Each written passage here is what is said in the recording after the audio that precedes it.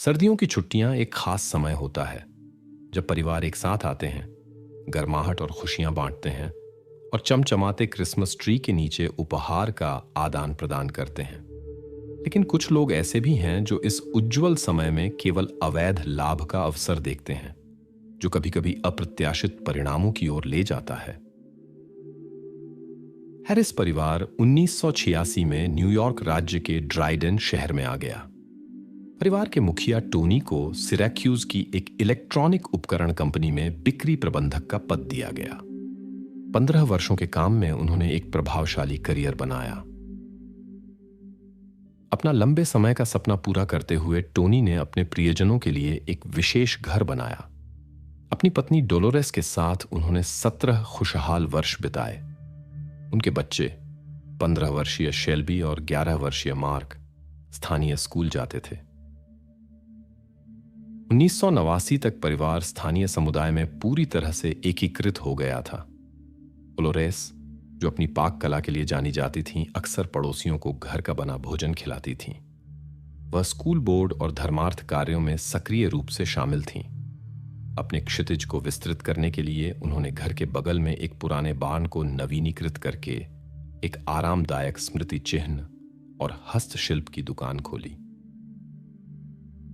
अपने खुले स्वभाव के कारण डोलोरेस ने ड्राइडन में जल्दी ही दोस्त बना लिए। पूरा हैरिस परिवार एक सक्रिय सामाजिक जीवन जीता था, खेल में रुचि रखता था और स्थानीय कार्यक्रमों को नहीं छोड़ना चाहता था। 22 दिसंबर 1989 क्रिसमस की छुट्टियों से पहले का आखिरी स्कूल दिन था। कक्षाओं के बाद शेल्बी ने अपने प्रेमी जेम्स के साथ समय बिताया। 15 घंटे 30 मिनट पर वह दोस्तों के साथ बस से अपने स्टॉप तक गई, जो घर से केवल 10 मिनट की पैदल दूरी पर था। जेम्स से उन्होंने बाद में शाम 7 बजे मिलने का वादा किया। उसी दिन डोलोरेस की दोस्त रीता छुट्टियों के स्मृति चिन्ह खरीदने के लिए दुकान आई। दुकान खुली थी, लेकिन मालकिन अंदर नहीं थी। घर पर फोन का भी कोई जवाब नहीं मिला। खुली दुकान से आश्चर्यचकित होकर रीता ने डोलोरेस के साथ 18 घंटे 30 मिनट पर खरीदारी की डिलीवरी का प्रबंध किया। छोटा हैरिस, मार्क 4 बजे स्कूल बस से उतरा। लड़का अपने दोस्तों के साथ बर्फ के गोले खेलने के लिए रुक गया। लगभग एक क्वार्टर घंटे बाद डोलोरेस ने अपनी दोस्त एन को फोन किया और एक आगामी खेल कार्यक्रम के बारे में बात की। बातचीत में डोलोरेस हमेशा की तरह जीवंत और मैत्रीपूर्ण थीं। टोनी उस समय अपना कार्य दिवस समाप्त कर रहे थे। 15 घंटे 15 मिनट पर वह कार्यालय से घर की ओर निकले। यात्रा में सामान्यतः लगभग 15 मिनट लगते थे। छुट्टियों की प्रतीक्षा में वह घर की ओर जल्दी से बढ़े, ये देखने के लिए कि उनकी पत्नी ने क्रिसमस के लिए घर को कैसे सजाया है। उस शाम 18 घंटे 30 मिनट पर डोलोरेस व्यर्थ में अपनी दोस्त का इंतजार कर रही थी, जिसने दुकान से खरीदारी लाने का वादा किया था। एक अजीब बेचैनी की भावना ने उन्हें घेर लिया जब फोन कॉल का कोई जवाब नहीं मिला। यही स्थिति शेल्बी के प्रेमी के साथ हुई। उसे 19 बजे आना था, लेकिन वह नहीं आई। हैरिस परिवार से संपर्क करने के कई प्रयासों के बावजूद लाइन लगातार व्यस्त रही। युवक ने इस पर कोई विशेष ध्यान नहीं दिया और मान लिया कि शेल्बी बस देर कर रही होगी और बाद में कॉल करेगी। हालांकि परिवार से कोई खबर नहीं आई। अगली सुबह 23 दिसंबर को लगभग 7 बजे एक फायर अलार्म की तीखी आवाज ने मोहल्ले की एकरस शांति को भंग कर दिया। हैरिस परिवार का पड़ोसी सामने के घर से आने वाली अलार्म की आवाज से जगा। कुछ देर एक संयोगवश झूठी अलार्म की उम्मीद में इंतजार करता रहा। जब आवाज नहीं रुकी और घंटी बजाने पर कोई जवाब नहीं मिला, तो चिंतित आदमी ने पुलिस से संपर्क किया। आने वाले अधिकारी ने शुरू में एक सामान्य झूठी अलार्म की आशंका की, जैसा क्रिसमस से पहले अक्सर होता था। ये क्षेत्र शांत माना जाता था, यहां घटनाएं दुर्लभ थीं, विशेष रूप से क्रिसमस की पूर्व संध्या पर। हालांकि ड्राइवे पर असामान्य टायर के निशान जो घास को पार कर रहे थे ने उनका ध्यान आकर्षित किया। जब वह घर के पास पहुंचा तो गश्ती पुलिस अधिकारी ने लगातार अलार्म की आवाज सुनी। दस्तक और घंटी बजाने पर कोई जवाब नहीं मिला। पहला विचार एक घरेलू घटना का अनुमान था। संभवतः निवासियों में से किसी को खाना पकाते समय दुर्घटना हुई और वे स्वयं अस्पताल चले गए। ये घास पर से जल्दबाजी में निकलने के निशानों की भी व्याख्या करेगा। अपने अनुमान की जांच करने के लिए अधिकारी ने खुले गैराज से प्रवेश करने का निर्णय लिया। अंदर उसका स्वागत धुएं और ईंधन की तीखी गंध ने किया। लेकिन सबसे परेशान करने वाला संकेत घर के टेलीफोन की कटी हुई तारें थीं। भूतल की जांच के दौरान गश्ती पुलिस अधिकारी को कोई नहीं मिला। लिविंग रूम में एक सजा हुआ क्रिसमस ट्री था, जिसके नीचे नहीं खुले क्रिसमस उपहार दिखाई दे रहे थे। परिवार की सबसे बड़ी बेटी के बेडरूम में गश्ती पुलिस अधिकारी को एक परेशान करने वाला दृश्य मिला। शेल्बी को खोजने के बाद उसने तुरंत बैकअप बुलाया और कमरों की तलाशी जारी रखी। बचाव दल और अन्य कानून प्रवर्तकों के पहुंचने के समय पहली मंजिल के मास्टर बेडरूम में 3 और लोग पाए गए। पति पत्नी को उनके बिस्तर पर अचल कर दिया गया था और लड़का उनके बगल में था। अचल करने के लिए विभिन्न अस्थायी सामग्री का उपयोग किया गया था। रस्सियां और यहां तक कि एक तार का हैंगर जो पति पत्नी को पकड़े हुए था। तीनों के सिर पर तकिए के कवर थे। शेल्बी को भी तारों और एक मुड़े हुए कपड़े के हैंगर से कुर्सी से बांधा गया था। पुलिस अधिकारियों को शेल्बी की स्कूल क्रिसमस बॉल की पोशाक के टुकड़े मिले। ये फटी हुई थी और बांधने के लिए इस्तेमाल की गई थी। अग्निशमन विशेषज्ञों ने पाया कि आग जानबूझकर लगाई गई थी। उन्होंने विभिन्न कमरों में 3 आग के स्रोत पाए। अपराधी ने आग के माध्यम से सबूत नष्ट करने की कोशिश की। सौभाग्य से सबूतों को पूरी तरह से मिटाने में सफल नहीं हुआ। विशेषज्ञों ने बहुत सारे डेटा एकत्र किए जो उस क्रिसमस की शाम की घटनाओं को पुनर्निर्मित करने में सक्षम थे। संभवतः पिछले दिन 16 घंटे 30 और 17 घंटे 00 के बीच कोई घर में घुस आया और पूरे परिवार को बंदूक से धमकाया। जांचकर्ताओं के अनुमान के अनुसार वह वहां 22 घंटे 30 तक रहा। सुबह जल्दी अपराधी सबूत मिटाने के लिए लौटा, जिसके बाद 6 घंटे 45 पर आग लग गई। फायर अलार्म समय पर प्रतिक्रिया दी। पड़ोसी ने अलार्म सिग्नल पर तेजी से प्रतिक्रिया दी और 6 घंटे 58 पर ही बचाव दलों से संपर्क किया। अग्नि विशेषज्ञों ने पाया कि अलार्म आग लगने के लगभग तुरंत बाद सक्रिय हो गया। घर में कई ईंधन के कंटेनर पाए गए, प्लास्टिक और धातु के कैन। जांचकर्ताओं का अनुमान था कि ईंधन परिवार के गैराज से आया था, जहां परिवार के मुखिया का भंडार रखा गया था। पूरे घर में कई सिगरेट के टुकड़े पाए गए। हालांकि परिवार का कोई भी सदस्य उन्हें नहीं छोड़ सकता था। स्पष्ट रूप से वे अपराधी के थे। दुर्भाग्य से ये ही एकमात्र महत्वपूर्ण सबूत थे। ऐसा प्रतीत होता था कि कमरों को अच्छी तरह से साफ किया गया था। कोई फिंगरप्रिंट नहीं मिल सके। अपराध स्थल की जांच कम उत्पादक साबित हुई। यहां तक कि कारतूस के खोल भी नहीं मिल सके। अपराधी स्पष्ट रूप से व्यवस्थित तरीके से काम कर रहा था और कोई सुराग नहीं छोड़ना चाहता था जो उस तक ले जा सकते। मामले की एक विशेषता ने फोरेंसिक विशेषज्ञों के काम को कठिन बना दिया। सबूतों को ईंधन से नष्ट कर दिया गया था। दरवाजों पर जबरन प्रवेश के कोई संकेत नहीं थे। संभवतः परिवार ने स्वयं अजनबी को अंदर आने दिया था, जो इस क्षेत्र में सामान्य था, जहां हर कोई एक दूसरे को जानता था।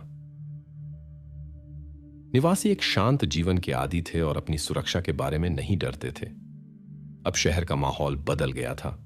लोग अपने पड़ोसियों को संदेह से देखते थे और समझने की कोशिश कर रहे थे कि पूरे परिवार को किसने नुकसान पहुंचाया हो सकता है। हैरिस परिवार को दोस्ताना और दयालु लोगों के रूप में जाना जाता था, जिनके कोई दुश्मन नहीं थे। वे एक आदर्श जीवन जीते थे। आपराधिक दुनिया से कोई संबंध नहीं, कोई कर्ज या निर्भरता नहीं। पति पत्नी एक दूसरे के प्रति वफादार और धार्मिक थे। वे सप्ताहांत एक साथ बिताते थे और बच्चों की स्कूली गतिविधियों और जिले की खेल प्रतियोगिताओं में सक्रिय रूप से भाग लेते थे। सुबह जांचकर्ताओं ने हैरिस परिवार की वैन खोजी। यह उनके घर से 7 किलोमीटर पश्चिम में एक पार्किंग स्थल पर थी। शहर के विभिन्न एटीएम पर परिवार के बैंक कार्डों के उपयोग की जानकारी आई। 23 दिसंबर को इन कार्डों का उपयोग कई शॉपिंग मॉल में खरीदारी के लिए भी किया गया, जिससे एटीएम पर अपराधी के रहने के अनुमानित समय का पता लगाने में मदद मिली। 80 के दशक के अंत में अभी तक कोई विकसित वीडियो निगरानी प्रणाली नहीं थी, इसलिए आंख के गवाहों के बयानों पर निर्भर रहना पड़ा, विशेष रूप से दुकान के कर्मचारियों पर। यह पता चला कि टोनी हैरिस के कार्ड से एक आदमी ने 4 बार भुगतान किया और डोलोरेस के कार्ड से एक महिला ने उतनी ही बार। वे बड़ी खरीदारी से चर्चा में आए। घरेलू उपकरण, इलेक्ट्रॉनिक्स, अंडरवियर, कपड़े और महंगे गहने। घरेलू सामान की दुकान के एक कर्मचारी ने मूल्यवान जानकारी प्रदान की।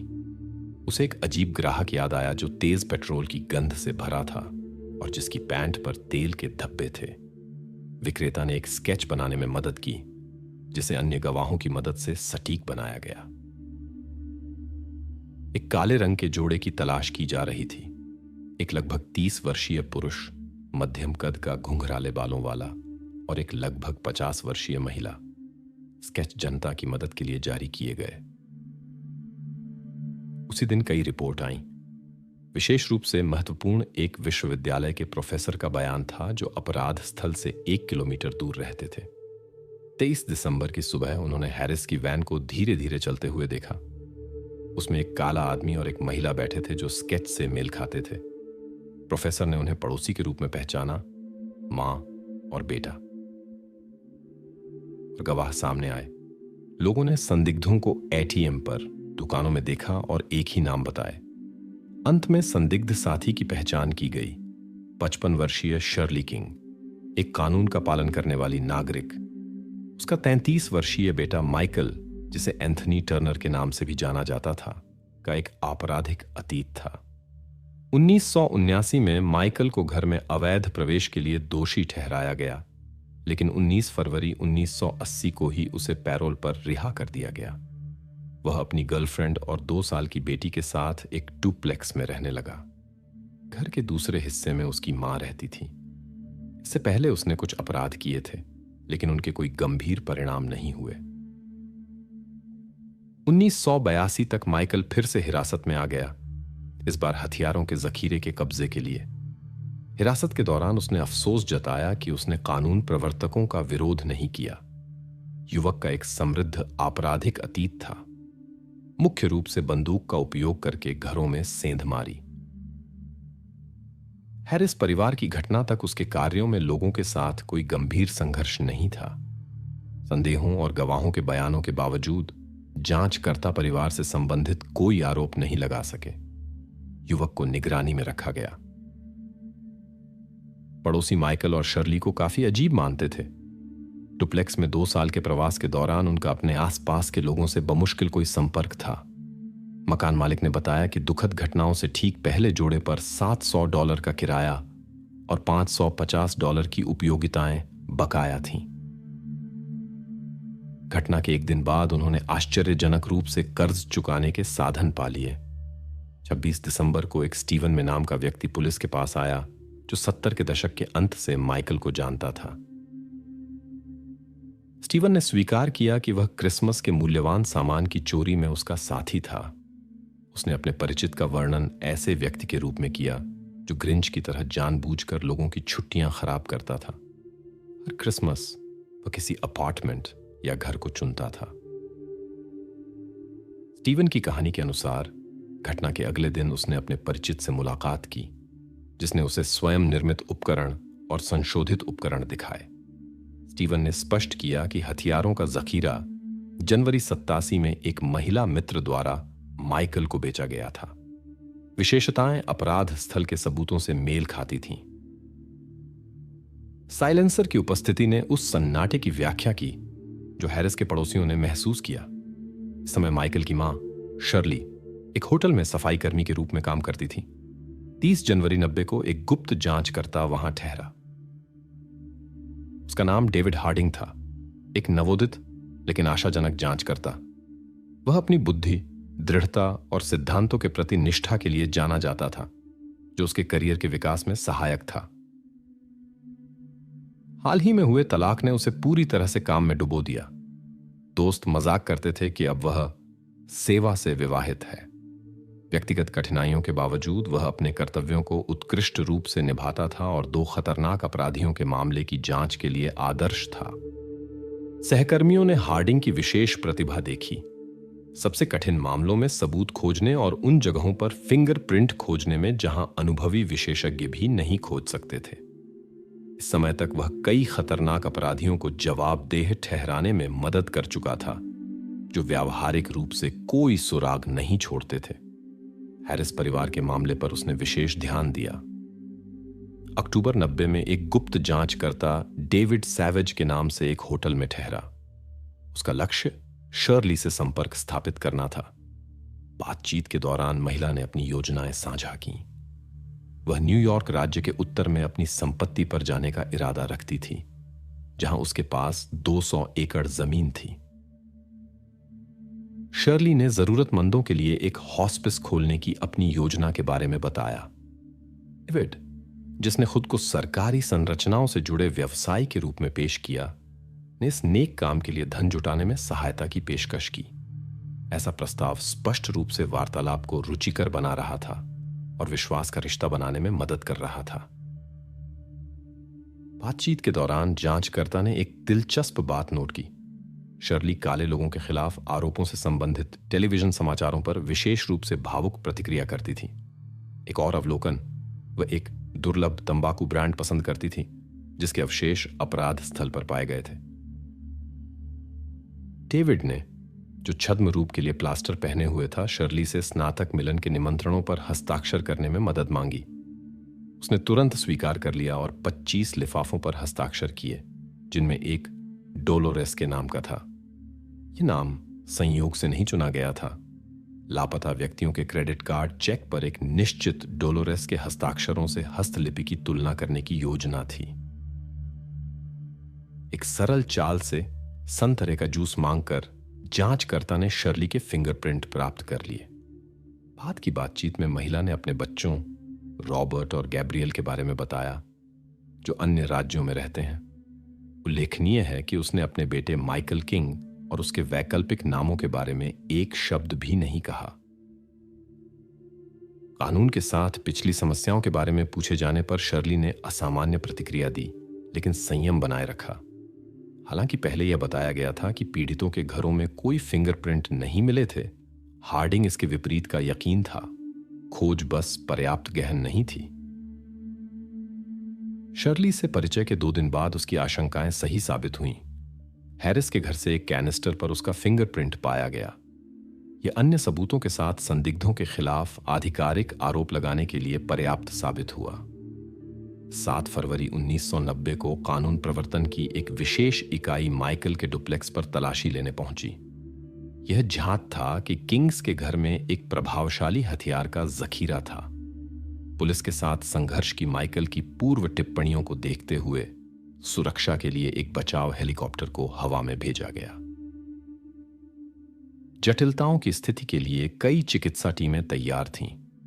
जब इकाई ने बेडरूम में प्रवेश किया तो उन्होंने बिस्तर पर हथियारबंद माइकल को पाया। प्रतिरोध रोकने के आदेश के बाद वह अचानक खड़ा हुआ और एक धमाका सुनाई दिया। इसके बाद जवाबी फायरिंग हुई। बाद में छत में एक टुकड़ा मिला, जिसने जांचकर्ताओं की कार्रवाई की वैधता की पुष्टि की। इस समय शर्ली किंग पहले से ही हिरासत में थी। डुप्लेक्स के जिस हिस्से में माइकल रहता था, वहां एक वर्कशॉप मिली जिसमें वर्कबेंच, मशीनें और औजार थे। जैसा कि उसके परिचित ने बताया, यह सब स्वनिर्मित उपकरण और बिक्री के लिए धारदार वस्तुओं के निर्माण के लिए इस्तेमाल किया जाता था। पूरे घर में गोला बारूद के साथ इन उत्पादों के नमूने पाए गए। जांचकर्ताओं ने युवक की साइकिल भी खोजी। संभवतः वह इसका उपयोग हैरिस के घर तक चुपचाप पहुंचने के लिए करता था। डुप्लेक्स के उस हिस्से में जहां उसकी मां रहती थी, उन्होंने वही सिगरेट ब्रांड पाया जो अपराध स्थल पर था। पुलिस ने एक लाइटर जब्त किया जो उस दिन खरीदा गया था जब घरेलू सामान की दुकान के विक्रेता ने तेज पेट्रोल की गंध वाले एक अजीब ग्राहक को देखा था। माइकल के कमरे की तलाशी में संशोधित स्टॉर्म गियर 22 मिला। यह संदिग्ध के परिचित द्वारा बताई गई वस्तु के विवरण से मेल खाता था। बैलिस्टिक जांच ने इस वस्तु का हैरिस के घर की घटना से संबंध की पुष्टि की। पूछताछ के दौरान शर्ली ने अपनी निर्दोषिता पर जोर दिया और आरोप लगाया कि जांचकर्ता उसे बिना कारण दोषी ठहराने की कोशिश कर रहे हैं। उसने स्वीकार किया कि उसके बेटे ने उसे एक अजनबी का क्रेडिट कार्ड दिया था, लेकिन कथित तौर पर उसकी उत्पत्ति में कोई रुचि नहीं थी। महिला ने आरोपों से इनकार किया और कहा कि उन कुछ $1000 के लिए जो उसने अपने बेटे के साथ खर्च किए थे, पूरे परिवार को नुकसान पहुंचाना अतार्किक होगा। बाद में उसने अपना बयान बदल दिया, अपने बेटे की कार्रवाइयों को स्वीकार किया, लेकिन जोर देकर कहा कि उसे उसके इरादों के बारे में कुछ नहीं पता था। शर्ली ने बताया कि उसने हैरिस के साथ हुई घटना के बारे में समाचारों से सुना और अपने बेटे से कार्डों के बारे में पूछा। माइकल ने स्वीकार किया और अपनी कार्रवाइयों की व्याख्या पकड़े जाने के डर से की, क्योंकि परिवार उसकी पहचान कर सकता था। शर्ली के शब्दों के अनुसार उसने अपने बेटे को घटना के लिए डांटा, लेकिन अधिकारियों को सूचित नहीं किया। हालांकि एक नई जांच ने उसकी अनभिज्ञता के दावों को खारिज कर दिया। एक कैनिस्टर पर एक छोटा फिंगरप्रिंट मिला, जो हार्डिंग के अनुसार शर्ली का था। जांचकर्ताओं का मानना था कि शर्ली परिवार की घटना के समय मौजूद नहीं थी, लेकिन निश्चित रूप से बाद में वहां आई। एक होटल में हाउसकीपर के रूप में वह पेशेवर रूप से कमरों की सफाई और विभिन्न धब्बों को हटाने में लगी हुई थी। ये कौशल संभवतः उसे हैरिस का घर अच्छी तरह से साफ करने में मदद करते थे। अगस्त 1990 की शुरुआत में शर्ली का मामला अदालत में लाया गया। अभियोजन पक्ष ने 12 आरोप लगाए, जिसमें सेंधमारी में मदद, अपराध स्थल में हेरफेर, आगजनी, दूसरों की संपत्ति का कब्जा और जांच में बाधा डालना शामिल था। 13 अगस्त को अभियोजक ने शर्ली की अधिक गंभीर भागीदारी का संदेह जताया, लेकिन सबूतों की कमी के कारण इन आरोपों को छोड़ना पड़ा। ये झात था कि माइकल की गर्लफ्रेंड उनके डुप्लेक्स में रहती थी और क्रिसमस पर वहां थी। सुनवाई में उसने शर्ली के एलिबी की पुष्टि की और बताया कि उसका बॉयफ्रेंड 2 बार कहीं गया, ये बताए बिना कि कहां। उसकी मां पूरी शाम युवा महिला के साथ रही। हालांकि उसे संदेह था कि महिला रात में माइकल के साथ चली गई। जांचकर्ताओं के अनुसार हैरिस के साथ घटना के बाद उसने अपने बेटे को सबूत मिटाने में मदद करने का फैसला किया। मुख्य गवाह डेविड हार्डिंग था। उसके भावनात्मक बयान ने जूरी को शर्ली की भागीदारी के बारे में अंतिम रूप से आश्वस्त कर दिया लगता था। जूरी ने उसे सभी आरोपों में दोषी पाया: आगजनी, घर में अवैध प्रवेश, दस्तावेज जालसाजी, न्याय में बाधा डालना और दूसरों की संपत्ति का अवैध कब्जा। सजा 44 साल की थी, 18 साल बाद जल्दी रिहाई की संभावना के साथ। जूरी के सामने शर्ली ने दूसरे के क्रेडिट कार्ड के इस्तेमाल को स्वीकार किया, लेकिन जोर दिया कि वह उनके मालिकों को नहीं जानती थी और कभी हैरिस के घर नहीं गई थी। उसने डेविड हार्डिंग पर सबूतों में हेरफेर, पूर्वाग्रह और मामले को बंद करने के लिए जानबूझकर बदनाम करने का आरोप लगाया। इन बयानों को नजरअंदाज कर दिया गया, लेकिन कहानी ने एक अप्रत्याशित मोड़ लिया। 1991 की शुरुआत में डेविड हार्डिंग ने CIA में शामिल होने की कोशिश में एक लाई डिटेक्टर टेस्ट दिया।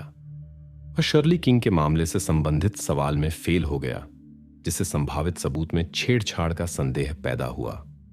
जांच में पता चला कि कैनिस्टर पर कथित रूप से पाया गया और शर्ली को जिम्मेदार ठहराया गया फिंगरप्रिंट वास्तव में किसी ने कभी नहीं देखा था। मूल रूप से मामले पर काम करने वाले विशेषज्ञों ने पुष्टि की कि उन्होंने अपराध स्थल की जांच में कुछ नहीं पाया था। डेविड और उसके पुलिस सहयोगी पर कई समान मामलों में आरोप लगाए गए, जिसमें शर्ली का अनुचित उत्पीड़न भी शामिल था। नवंबर 1992 में मामले ने एक अप्रत्याशित मोड़ लिया। हार्डिंग ने झूठे बयान देने की बात स्वीकार की। अदालत ने उसे 4.5 साल की जेल की सजा सुनाई। उसके पुलिस सहयोगी को भी समान सजा मिली, जो अपने साथी की कार्रवाइयों के बारे में जानता था और उन्हें छिपाता था। यह मामला न्यूयॉर्क पुलिस के काम की व्यापक समीक्षा का आधार बना, जिसने इसी तरह के उल्लंघनों की पूरी प्रणाली को उजागर किया।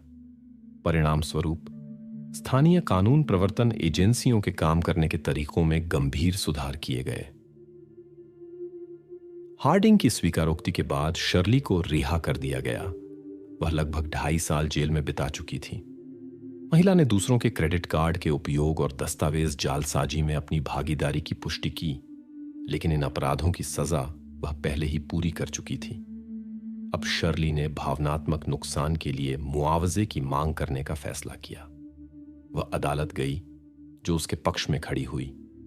13 दिसंबर 2007 को न्यूयॉर्क राज्य से उसे $286,000 का भुगतान करने का फैसला लिया गया।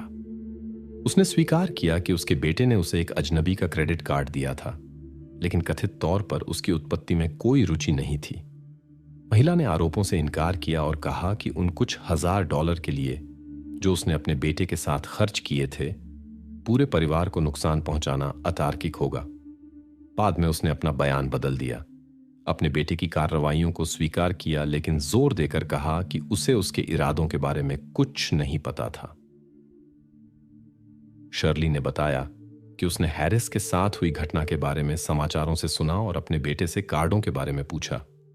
माइकल ने स्वीकार किया और अपनी कार्रवाइयों की व्याख्या पकड़े जाने के डर से की, क्योंकि परिवार उसकी पहचान कर सकता था। शर्ली के शब्दों के अनुसार उसने अपने बेटे को घटना के लिए डांटा, लेकिन अधिकारियों को सूचित नहीं किया। हालांकि एक नई जांच ने उसकी अनभिज्ञता के दावों को खारिज कर दिया। एक कैनिस्टर पर एक छोटा फिंगरप्रिंट मिला, जो हार्डिंग के अनुसार शर्ली का था। जांचकर्ताओं का मानना था कि शर्ली परिवार की घटना के समय मौजूद नहीं थी, लेकिन निश्चित रूप से बाद में वहां आई। एक होटल में हाउसकीपर के रूप में वह पेशेवर रूप से कमरों की सफाई और विभिन्न धब्बों को हटाने में लगी हुई थी। ये कौशल संभवतः उसे हैरिस का घर अच्छी तरह से साफ करने में मदद करते थे। अगस्त 1990 की शुरुआत में शर्ली का मामला अदालत में लाया गया।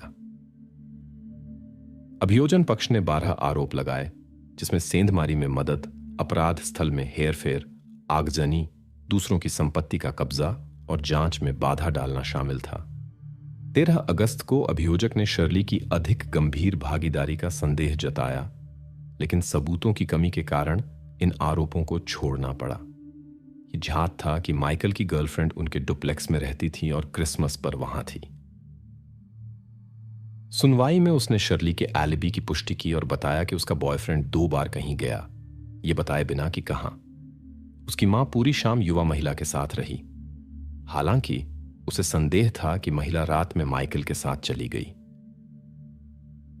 जांचकर्ताओं के अनुसार हैरिस के साथ घटना के बाद उसने अपने बेटे को सबूत मिटाने में मदद करने का फैसला किया। मुख्य गवाह डेविड हार्डिंग था। उसके भावनात्मक बयान ने जूरी को शर्ली की भागीदारी के बारे में अंतिम रूप से आश्वस्त कर दिया लगता था। जूरी ने उसे सभी आरोपों में दोषी पाया: आगजनी, घर में अवैध प्रवेश, दस्तावेज जालसाजी, न्याय में बाधा डालना और दूसरों की संपत्ति का अवैध कब्जा। सजा 44 साल की थी, 18 साल बाद जल्दी रिहाई की संभावना के साथ। जूरी के सामने शर्ली ने दूसरे के क्रेडिट कार्ड के इस्तेमाल को स्वीकार किया, लेकिन जोर दिया कि वह उनके मालिकों को नहीं जानती थी और कभी हैरिस के घर नहीं गई थी। उसने डेविड हार्डिंग पर सबूतों में हेरफेर, पूर्वाग्रह और मामले को बंद करने के लिए जानबूझकर बदनाम करने का आरोप लगाया। इन बयानों को नजरअंदाज कर दिया गया, लेकिन कहानी ने एक अप्रत्याशित मोड़ लिया। 1991 की शुरुआत में डेविड हार्डिंग ने CIA में शामिल होने की कोशिश में एक लाई डिटेक्टर टेस्ट दिया। वह शर्ली किंग के मामले से संबंधित सवाल में फेल हो गया, जिससे संभावित सबूत में छेड़छाड़ का संदेह पैदा हुआ। जांच में पता चला कि कैनिस्टर पर कथित रूप से पाया गया और शर्ली को जिम्मेदार ठहराया गया फिंगरप्रिंट वास्तव में किसी ने कभी नहीं देखा था। मूल रूप से मामले पर काम करने वाले विशेषज्ञों ने पुष्टि की कि उन्होंने अपराध स्थल की जांच में कुछ नहीं पाया था। डेविड और उसके पुलिस सहयोगी पर कई समान मामलों में आरोप लगाए गए, जिसमें शर्ली का अनुचित उत्पीड़न भी शामिल था। नवंबर 1992 में मामले ने एक अप्रत्याशित मोड़ लिया। हार्डिंग ने झूठे बयान देने की बात स्वीकार की। अदालत ने उसे 4.5 साल की जेल की सजा सुनाई। उसके पुलिस सहयोगी को भी समान सजा मिली, जो अपने साथी की कार्रवाइयों के बारे में जानता था और उन्हें छिपाता था। यह मामला न्यूयॉर्क पुलिस के काम की व्यापक समीक्षा का आधार बना, जिसने इसी तरह के उल्लंघनों की पूरी प्रणाली को उजागर किया। परिणाम स्वरूप स्थानीय कानून प्रवर्तन एजेंसियों के काम करने के तरीकों में गंभीर सुधार किए गए। हार्डिंग की स्वीकारोक्ति के बाद शर्ली को रिहा कर दिया गया। वह लगभग 2.5 साल जेल में बिता चुकी थी। महिला ने दूसरों के क्रेडिट कार्ड के उपयोग और दस्तावेज जालसाजी में अपनी भागीदारी की पुष्टि की, लेकिन इन अपराधों की सजा वह पहले ही पूरी कर चुकी थी। अब शर्ली ने भावनात्मक नुकसान के लिए मुआवजे की मांग करने का फैसला किया। वह अदालत गई, जो उसके पक्ष में खड़ी हुई। 13 दिसंबर 2007 को न्यूयॉर्क राज्य से उसे $286,000 का भुगतान करने का फैसला लिया गया। बच्चों के साथ रिश्ते कभी कभी मुश्किल हो जाते हैं, खासकर वयस्क होने के दौरान, जब माता पिता अपने बच्चों को सही रास्ते पर ले जाने की कोशिश करते हैं। लेकिन कभी कभी अत्यधिक देखभाल अप्रत्याशित परिणामों की ओर ले जा सकती है।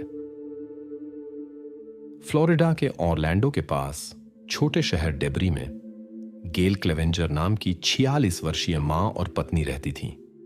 4 जुलाई 1972 को जन्मी वह एक समस्याग्रस्त परिवार में 6 बच्चों में से एक थी। उनका बचपन घर पर एक कठिन माहौल से प्रभावित था। माता पिता एक अव्यवस्थित जीवन जीते थे, शराब का दुरुपयोग करते थे, बच्चों की पर्याप्त देखभाल नहीं करते थे और कुछ महीनों से ज्यादा काम नहीं कर पाते थे। 4 बहनों और एक भाई के साथ गेल पारिवारिक अराजकता के बीच बड़ी हुई, लेकिन भाई बहन एक दूसरे के लिए विश्वसनीय सहारा बन सके। आश्चर्यजनक रूप से इन सभी कठिनाइयों ने गेल के चरित्र को केवल मजबूत किया। वह एक आशावादी, दोस्ताना और आत्मविश्वासी व्यक्तित्व बन गई। युवा अवस्था से ही उसे कला में रुचि थी, पहले वायलिन बजाना, फिर पेंटिंग। कला को अपना जीवन समर्पित करने के सपने के साथ गेल समझती थी कि माता पिता के समर्थन के बिना रास्ता मुश्किल होगा। उसने एक सुरक्षित करियर से शुरुआत करने का फैसला किया। 1990 में स्कूल से स्नातक होने के बाद उसने मियामी विश्वविद्यालय में वास्तुकला के लिए दाखिला लिया। अपनी प्राकृतिक बुद्धिमत्ता और मेहनत के कारण वह एक उत्कृष्ट छात्रा साबित हुई और प्रतिष्ठा के साथ स्नातक हुई। युवा और महत्वाकांक्षी गेल ऊर्जा और महत्वाकांक्षा से भरी थी। हालांकि वास्तुकला महिलाओं के लिए एक कठिन क्षेत्र माना जाता था, उसने 1 महीने के भीतर अपने क्षेत्र में नौकरी पाने में सफलता हासिल की। उसका करियर तेजी से विकसित हुआ, लेकिन उसका व्यक्तिगत जीवन उतना सफल नहीं रहा। 90 के दशक के मध्य में उसने एक युवक के साथ डेटिंग शुरू की और जल्द ही उनका रिश्ता शादी में बदल गया। दुर्भाग्यवश यह संबंध दुखद साबित हुआ। उसके युवावस्था से जानी पहचानी समस्याएं उसके जीवन में वापस आ गईं। अपने दोस्तों के समर्थन से गेल इस रिश्ते को समाप्त कर सकी। उसके रिश्तेदारों ने उसे अपने पूर्व पति से बचाने और एक कानूनी आदेश प्राप्त करने में मदद की, जिसने उसे पास आने से रोक दिया। इस समय का एकमात्र प्रकाश बिंदु उनके बेटे ग्रेगरी रामोस का जन्म था, जिसकी कस्टडी उसके पास रही। अपने कठिन अतीत के बावजूद गेल ने एक खुशहाल परिवार बनाने की संभावना में विश्वास नहीं खोया। 2000 की शुरुआत में किस्मत ने उसे डैनियल क्लेविंगर से मिलाया। वह एक शांत, विश्वसनीय व्यक्ति निकला, जो उसके पारिवारिक मूल्यों को साझा करता था। गेल को महसूस हुआ कि खुशकिस्मती आखिरकार उस पर मुस्कुरा रही है। हालांकि वह शुरू में सावधान थी, समय के साथ वह डैनियल के ईमानदार इरादों से आश्वस्त हो गई। 1 साल बाद उन्होंने शादी करने का फैसला किया। 2018 में वे एक बड़े परिवार के रूप में साथ रहते थे। गेल, डैनियल, उनका बेटा ग्रेगरी और डैनियल के पिछली शादी से बच्चे, जिनकी मां ने उन्हें कम उम्र में छोड़ दिया था। इस तरह ग्रेगरी को एक सौतेला भाई और एक सौतेली बहन मिली। इस समय गेल का जीवन सफल चल रहा था। वह करियर बना रही थी, लेकिन पारिवारिक मामले उसे चिंता में डाले हुए थे, खासकर अपने बेटे ग्रेगरी रामोस के संबंध में, जो 2003 में पैदा हुआ था। बचपन से ही ग्रेगरी एकांत प्रिय था। हालांकि उसके दोस्त थे, उसका सामाजिक दायरा बहुत छोटा था। अपरिचित माहौल में वह असुरक्षित महसूस करता था और दूसरों से संपर्क करने में कठिनाई होती थी। चिंतित मां ने उसे अधिक सामाजिक बनने में मदद करने की कोशिश की, उसे स्काउट्स में भर्ती कराकर। गेल ने अपने बेटे को कराटे कक्षाओं में भी भर्ती कराया, यह उम्मीद करते हुए कि खेल उसे अधिक आत्मविश्वास देगा और उसे अपनी उम्र के बच्चों के साथ बेहतर तालमेल बिठाने में मदद करेगा। सौतेले भाई और सौतेली बहन की उपस्थिति के बावजूद उनके बीच कोई करीबी रिश्ता विकसित नहीं हुआ। आसपास के लोगों ने अपने बेटे के प्रति गेल की असाधारण देखभाल पर ध्यान दिया। वह अपना सारा खाली समय ग्रेगरी को समर्पित करती थी और उसे एक आरामदायक जीवन प्रदान करने की कोशिश करती थी, जो उसे खुद अपने युवावस्था में नहीं मिला था। वह अपने बेटे को आदर्श परिस्थितियां बनाने की उम्मीद में लाड प्यार से पालती थी। 2018 तक परिवार एक विशाल घर में बस गया था, जहां हर किसी का अपना कमरा था। गेल खुश थी कि वह एक खुशहाल पारिवारिक जीवन का अपना सपना साकार कर सकी। हालांकि सभी उसके आशावाद को साझा नहीं करते थे। मिडिल स्कूल में ग्रेगरी शर्मीला बना रहा और उसका दोस्तों का एक छोटा समूह था। वह अपने सहपाठियों के बीच नहीं उभरा, स्कूल में औसत प्रदर्शन किया और किसी भी गतिविधि के लिए बहुत उत्साह नहीं दिखाया। ऐसा लगता था कि उसकी सभी गतिविधियां उसकी अपनी इच्छा से अधिक उसकी मां की पहल पर आधारित थीं। ग्रेगरी एक काफी अंतर्मुखी युवक था। वह कक्षाओं के बाद दोस्तों के साथ कम समय बिताता था और अपने कमरे में कंप्यूटर के साथ अकेले रहना पसंद करता था। उसकी मुख्य गतिविधियां वीडियो गेम्स और तेज संगीत थीं, जो वह लगातार अपने कमरे में बजाता रहता था। इस समय के दौरान उसने व्यवहार संबंधी समस्याएं विकसित की, जिसमें दूसरों के साथ झगड़े शामिल थे, जिसने पुलिस का ध्यान आकर्षित किया।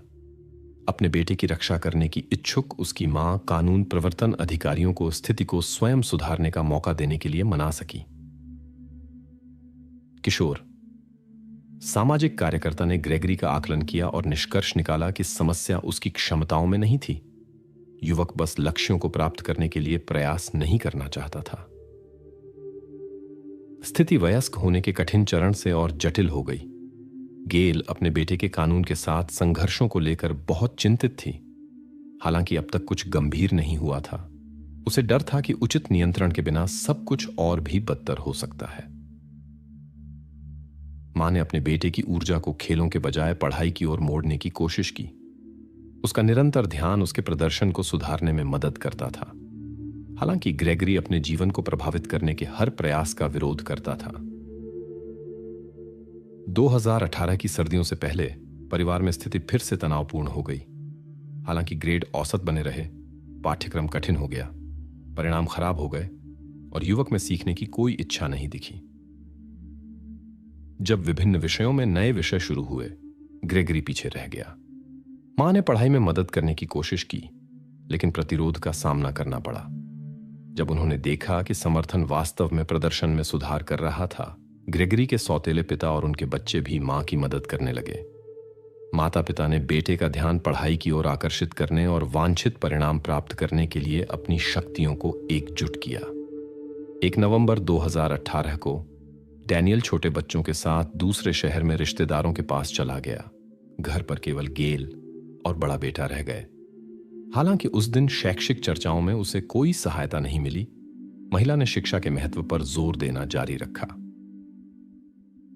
शाम को ग्रेड की समीक्षा करने के बाद गेल ने देखा कि ग्रेगरी का प्रदर्शन फिर से गिर रहा था। उसने सीखने, स्कूल से स्नातक होने और कॉलेज के लिए भविष्य के परिप्रेक्ष्य के महत्व के बारे में उससे एक गंभीर बातचीत की। जैसा कि आमतौर पर होता था, युवक ने बिना कोई भावना दिखाए उदासीनता से सुना। धीरे धीरे तनाव कम हो गया। अगले दिन ग्रेगरी सामान्य रूप से कक्षाओं में गया। उसके आसपास के लोगों ने कुछ असामान्य नहीं देखा। वह वही शांत और अंतर्मुखी व्यक्ति बना रहा, जो केवल दोस्तों के एक छोटे से समूह के साथ संवाद करता था। कक्षाओं के बाद वह घर की ओर चल पड़ा। 2 नवंबर 2018 को दोपहर 3 बजे के आसपास एक परेशान ग्रेगरी ने 911 पर कॉल किया।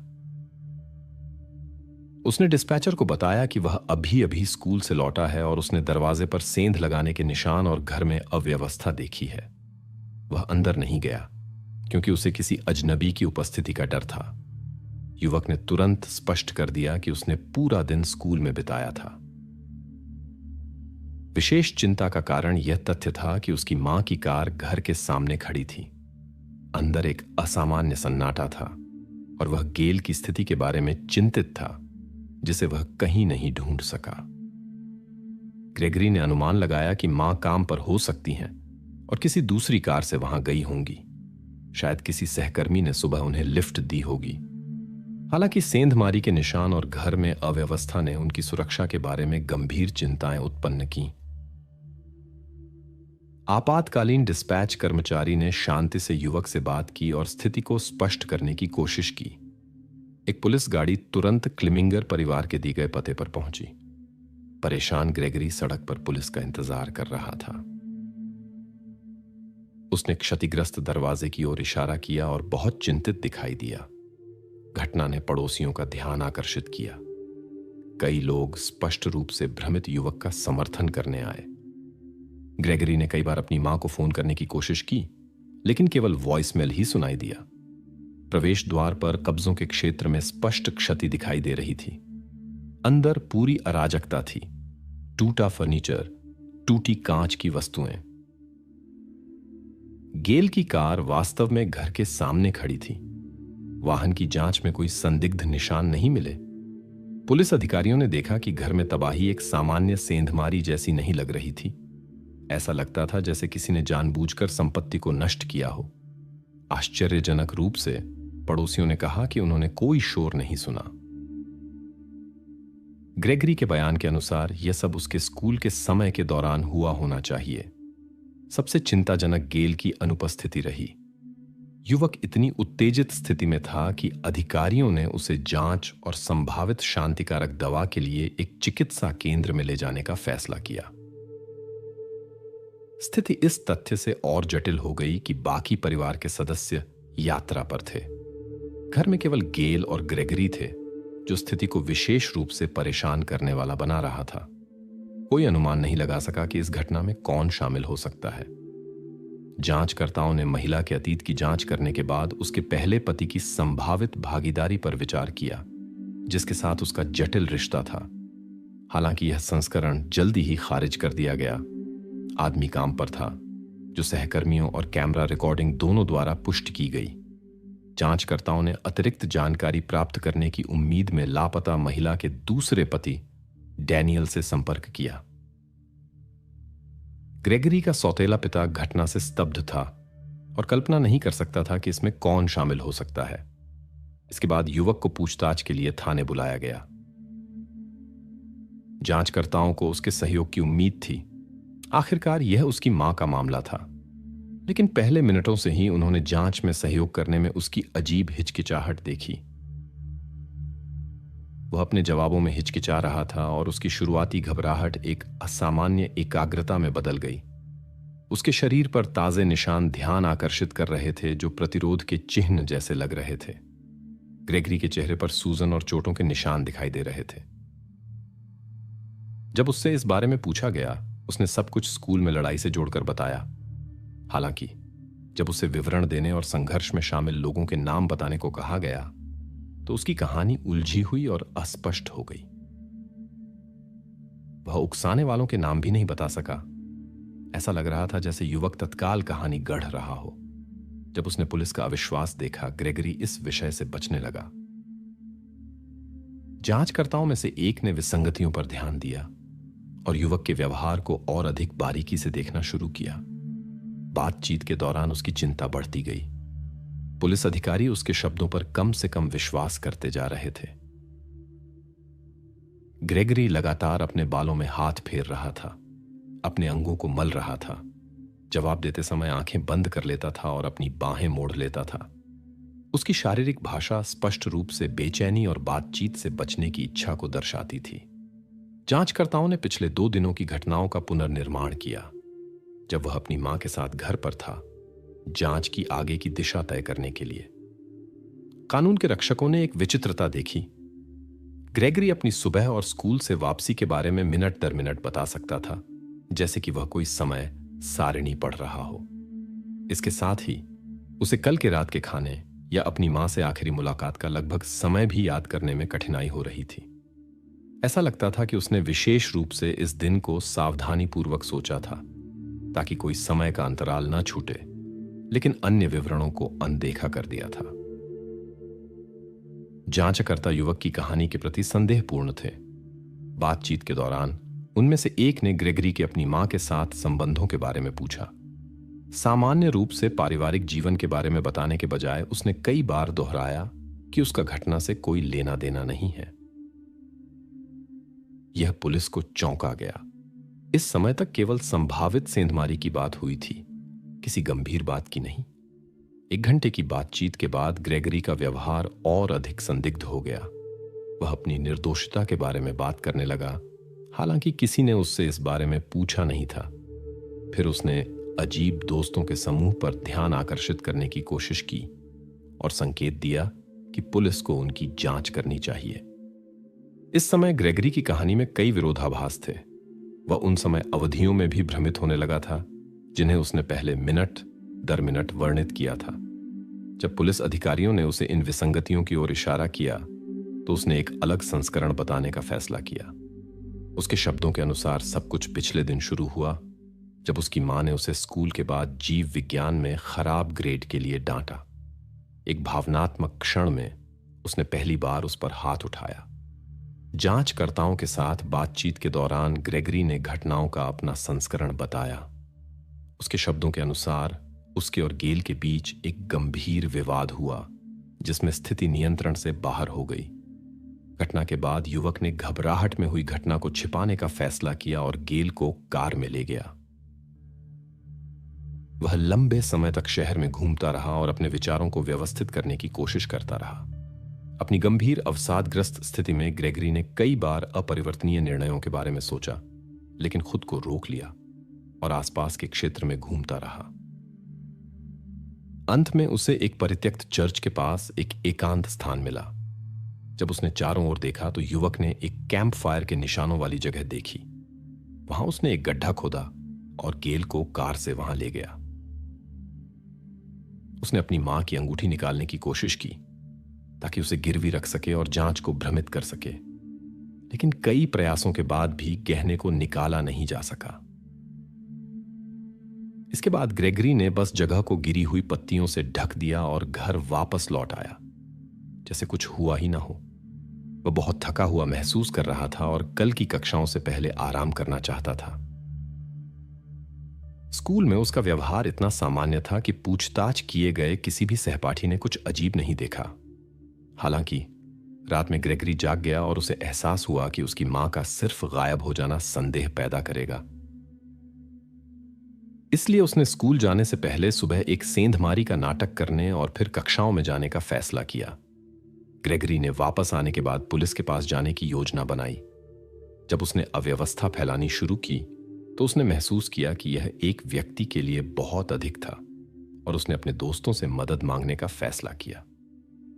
जांचकर्ताओं की राय में घर में घटना का नाटक काफी विश्वसनीय था। इसमें अपराध विज्ञान कक्षा से प्राप्त ज्ञान ने मदद की, जिसमें ग्रेगरी विशेष रूप से रुचि रखता था। हालांकि उसने कुछ महत्वपूर्ण गलतियां की। सबसे महत्वपूर्ण यह थी कि वह घटना को गुप्त नहीं रख सका। ग्रेगरी ने यह जानकारी अपने दोस्तों डिलन और ब्रायन के साथ साझा की और यह भी एक तरह के गर्व के साथ किया। उसने अपने स्कूल के दोस्तों से घर में सेंधमारी का नाटक करने में मदद करने को कहा। उसकी उम्मीदों के विपरीत दोस्तों ने कहानी को मजाक के रूप में लिया, लेकिन तबाही में मदद करने के लिए सहमत हो गए। जब जांचकर्ता ग्रेगरी से बात कर रहे थे, उसके दोस्त पहले ही बगल के कमरे में बयान दे रहे थे। उन्होंने घटनाओं के समय क्रम को सटीक करने और मुख्य व्यक्ति के बयानों की विश्वसनीयता की जांच करने में मदद की। यह स्पष्ट हो गया कि जो हुआ वह सहज नहीं था। ग्रेगरी ने सोच समझकर कार्य किया। उसके दोस्त उसे स्कूल ले जाने के लिए सुबह लेने आए। रास्ते में उसने अप्रत्याशित रूप से परेशान करने वाली जानकारी साझा की, जिसे उसके दोस्तों ने मजाक समझा। ग्रेगरी को इससे फर्क नहीं पड़ा। उसके लिए यह अधिक महत्वपूर्ण था कि वे कक्षाओं के बाद घर की तबाही में उसकी मदद करें। समूह ने आखिरी कक्षा छोड़ दी और क्लेवेंजर परिवार के घर की ओर चल दिया। अंदर पहले से ही अराजकता थी जो ग्रेगरी ने सुबह शुरू की थी। अव्यवस्था जो आने वाले पुलिस अधिकारियों को मिली, तीनों की संयुक्त कार्रवाइयों का परिणाम थी। दोस्तों ने ग्रेगरी की अनुमति से अराजकता फैलाई। हालांकि जांचकर्ताओं ने एक दिलचस्प बात नोट की। कुछ वस्तुएं अछूती रह गईं। वे सभी युवक की थीं। बची हुई चीजों में उसके पिता का उपहार, एक शिकारी बंदूक, एक खेल धनुष, एक गेमिंग कंप्यूटर और अन्य ग्रेगरी के लिए मूल्यवान वस्तुएं शामिल थीं। तबाही पूरी करने के बाद दोस्तों ने बस शुभकामनाएं दी और चले गए, हालांकि योजना अभी पूरी नहीं हुई थी।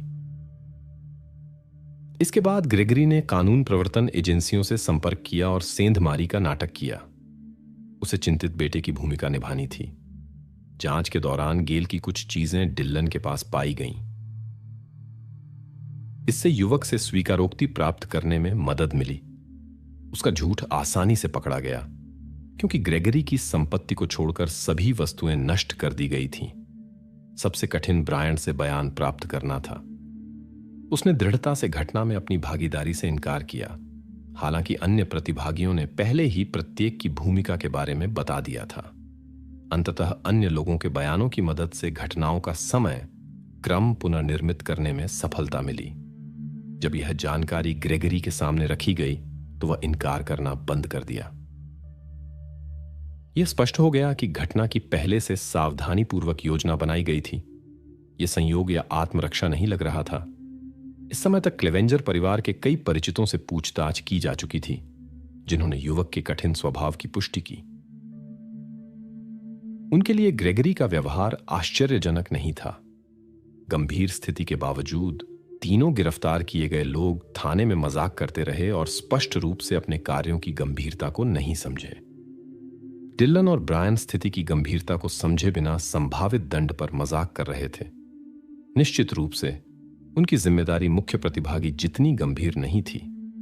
अब जांच को उनकी वास्तविक भागीदारी का पता लगाना था। पूछताछ के बाद तीनों को किशोर न्याय विभाग में निगरानी में रखा गया। पुलिस ने गेल को बताए गए स्थान पर पाया। यह स्पष्ट था कि सबूत मिटाने के प्रयास बेहद लापरवाही से किए गए थे। 4 नवंबर 2018 को ग्रेगरी रामोस पर अपनी मां के साथ गंभीर घटना और जिम्मेदारी से बचने के लिए सबूत छिपाने का आरोप लगाया गया। अदालती कार्यवाही बेहद तनावपूर्ण माहौल में हुई। ग्रेगरी ने अक्सर भावनाएं दिखाई और माफी मांगी। कई लोगों ने उसके पश्चाताप को अवास्तविक माना और इसे केवल सजा कम करने का प्रयास समझा। रिश्तेदार अदालत में मौजूद थे, घटनाओं से विचलित। डैनियल और बच्चे घटना से बुरी तरह प्रभावित थे। उन सभी ने गेल के साथ एक मजबूत बंधन विकसित किया था। कई भावनात्मक प्रस्तुतियां हुईं।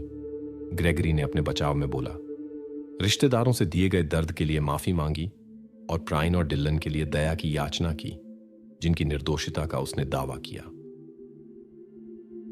आरोपी ने यह कई बार दोहराया, लेकिन अभियोजन पक्ष केवल तथ्यों पर निर्भर रहा और जांच जारी रखी। ग्रेगरी के बयान के अनुसार उसके दोस्त वास्तविक स्थिति नहीं समझे। जब उसने यह महसूस किया तो उसने सब कुछ मजाक के रूप में पेश किया और घर में अव्यवस्था की व्याख्या करने के लिए एक कहानी गढ़ी। अपनी कम उम्र के कारण ग्रेगरी रामोस के पास न्यूनतम सजा पाने का मौका था। समझौता करने के लिए अभियोजन पक्ष ने एक सौदा पेश किया। एक स्वीकारोक्ति उसे अधिकतम सजा से बचने में मदद करेगी। ग्रेगरी ने सौदे की शर्तें स्वीकार कर लीं और उस शाम की घटनाओं के बारे में बताया। उसने अपनी शैक्षिक प्रदर्शन को लेकर अपनी मां के साथ मतभेदों के बारे में बताया। झगड़े के बाद वह अपने कमरे में चला गया और दरवाजा जोर से बंद कर दिया। उसने सोने की कोशिश की, लेकिन वह सफल नहीं हुआ। बहस के दौरान कही गई उसकी मां की बातें उसे चैन नहीं लेने दे रही थीं। बाद में वह अपने कमरे से बाहर निकला और गेल के साथ बातचीत पर लौट आया। स्थिति बिगड़ गई। क्रोध में ग्रेगरी ने खुद पर नियंत्रण खो दिया। घटना लगभग आधे घंटे तक चली। हालांकि उसके पास होश में आने और रुकने का समय था, इसलिए जो हुआ उसे अनजाने में हुआ नहीं माना जा सकता। यह पता चला कि जब ग्रेगरी अपने कमरे में था, गेल ने अपने पति से संपर्क किया, जो छोटे बच्चों के साथ रिश्तेदारों के यहां थे, और उसे अपने बेटे के साथ हुई कठिन बातचीत के बारे में बताया। उसके पति ने उसे शांत करने की कोशिश की और वादा किया कि कुछ दिनों में लौटने पर सब कुछ संभाल लेंगे। वह ऐसे विकास की भविष्यवाणी नहीं कर सकता था। अदालत ने 45 साल की कैद की सजा सुनाई। 25 साल बाद समय से पहले रिहाई की संभावना होगी। रिहाई के बाद वह निरंतर निगरानी में रहेगा। अपने दोस्तों के लिए ग्रेगरी की दया की याचना के बावजूद उन्हें भी कड़ी सजा का सामना करना पड़ा, 30 साल तक। प्रारंभिक सुनवाई के बाद डिलन सेगलारेक को जमानत पर रिहाई की संभावना से इनकार कर दिया गया। डिलन का मानसिक समस्याओं का इतिहास था। इसे देखते हुए यह संभावना थी कि वह खुद को नुकसान पहुंचा सकता है या भाग सकता है। अगले 309 दिन उसने हिरासत में बिताए। बाद में उसे $2 लाख की जमानत पर रिहाई की पेशकश की गई, लेकिन परिवार इतनी राशि नहीं जुटा सका।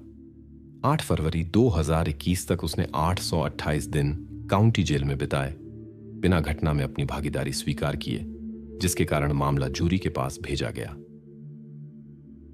सुनवाई में अभियोजन पक्ष के पास युवक की दोष सिद्ध करने के लिए सबूत नहीं थे। न्यायाधीश ने एक समझौता फैसला लिया। डिलन को 10 साल की परिवीक्षा मिली। सबसे आसानी से ब्रायन पोरोस बच गया। प्रारंभिक सुनवाई के बाद उसकी जमानत $1 लाख तय की गई, जो उसके माता पिता जुटा सके।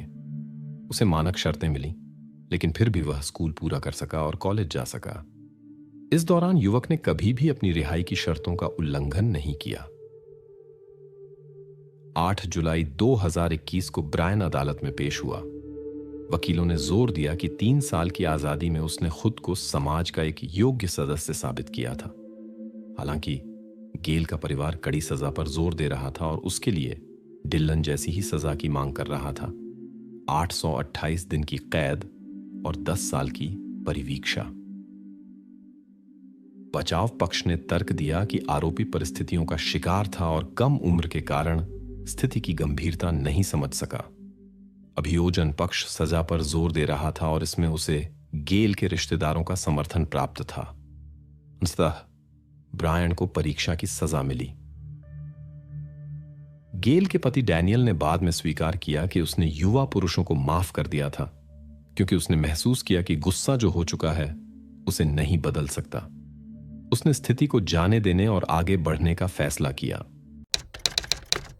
पारिवारिक संबंधों में कभी कभी जटिल भावनाएं होती हैं, जो अप्रत्याशित परिणामों की ओर ले जा सकती हैं। छोटे इतालवी शहर एवेट्राना में, जहां लगभग 6000 लोग रहते थे, सभी एक दूसरे को जानते थे और खबरें तेजी से फैलती थीं। यहां 15 वर्षीय सारा स्काजी रहती थी, जिसे स्थानीय लोग एक असाधारण रूप से ऊर्जावान और जीवंत छात्रा के रूप में याद करते थे। उसका जीवंत स्वभाव सक्रिय समकक्षों के बीच भी अलग था। इसके साथ ही उसने अपनी दयालुता को बनाए रखा, हालांकि उसका एक दृढ़ संकल्पित स्वभाव था, जो उसे विभिन्न परिस्थितियों में अक्सर मदद करता था।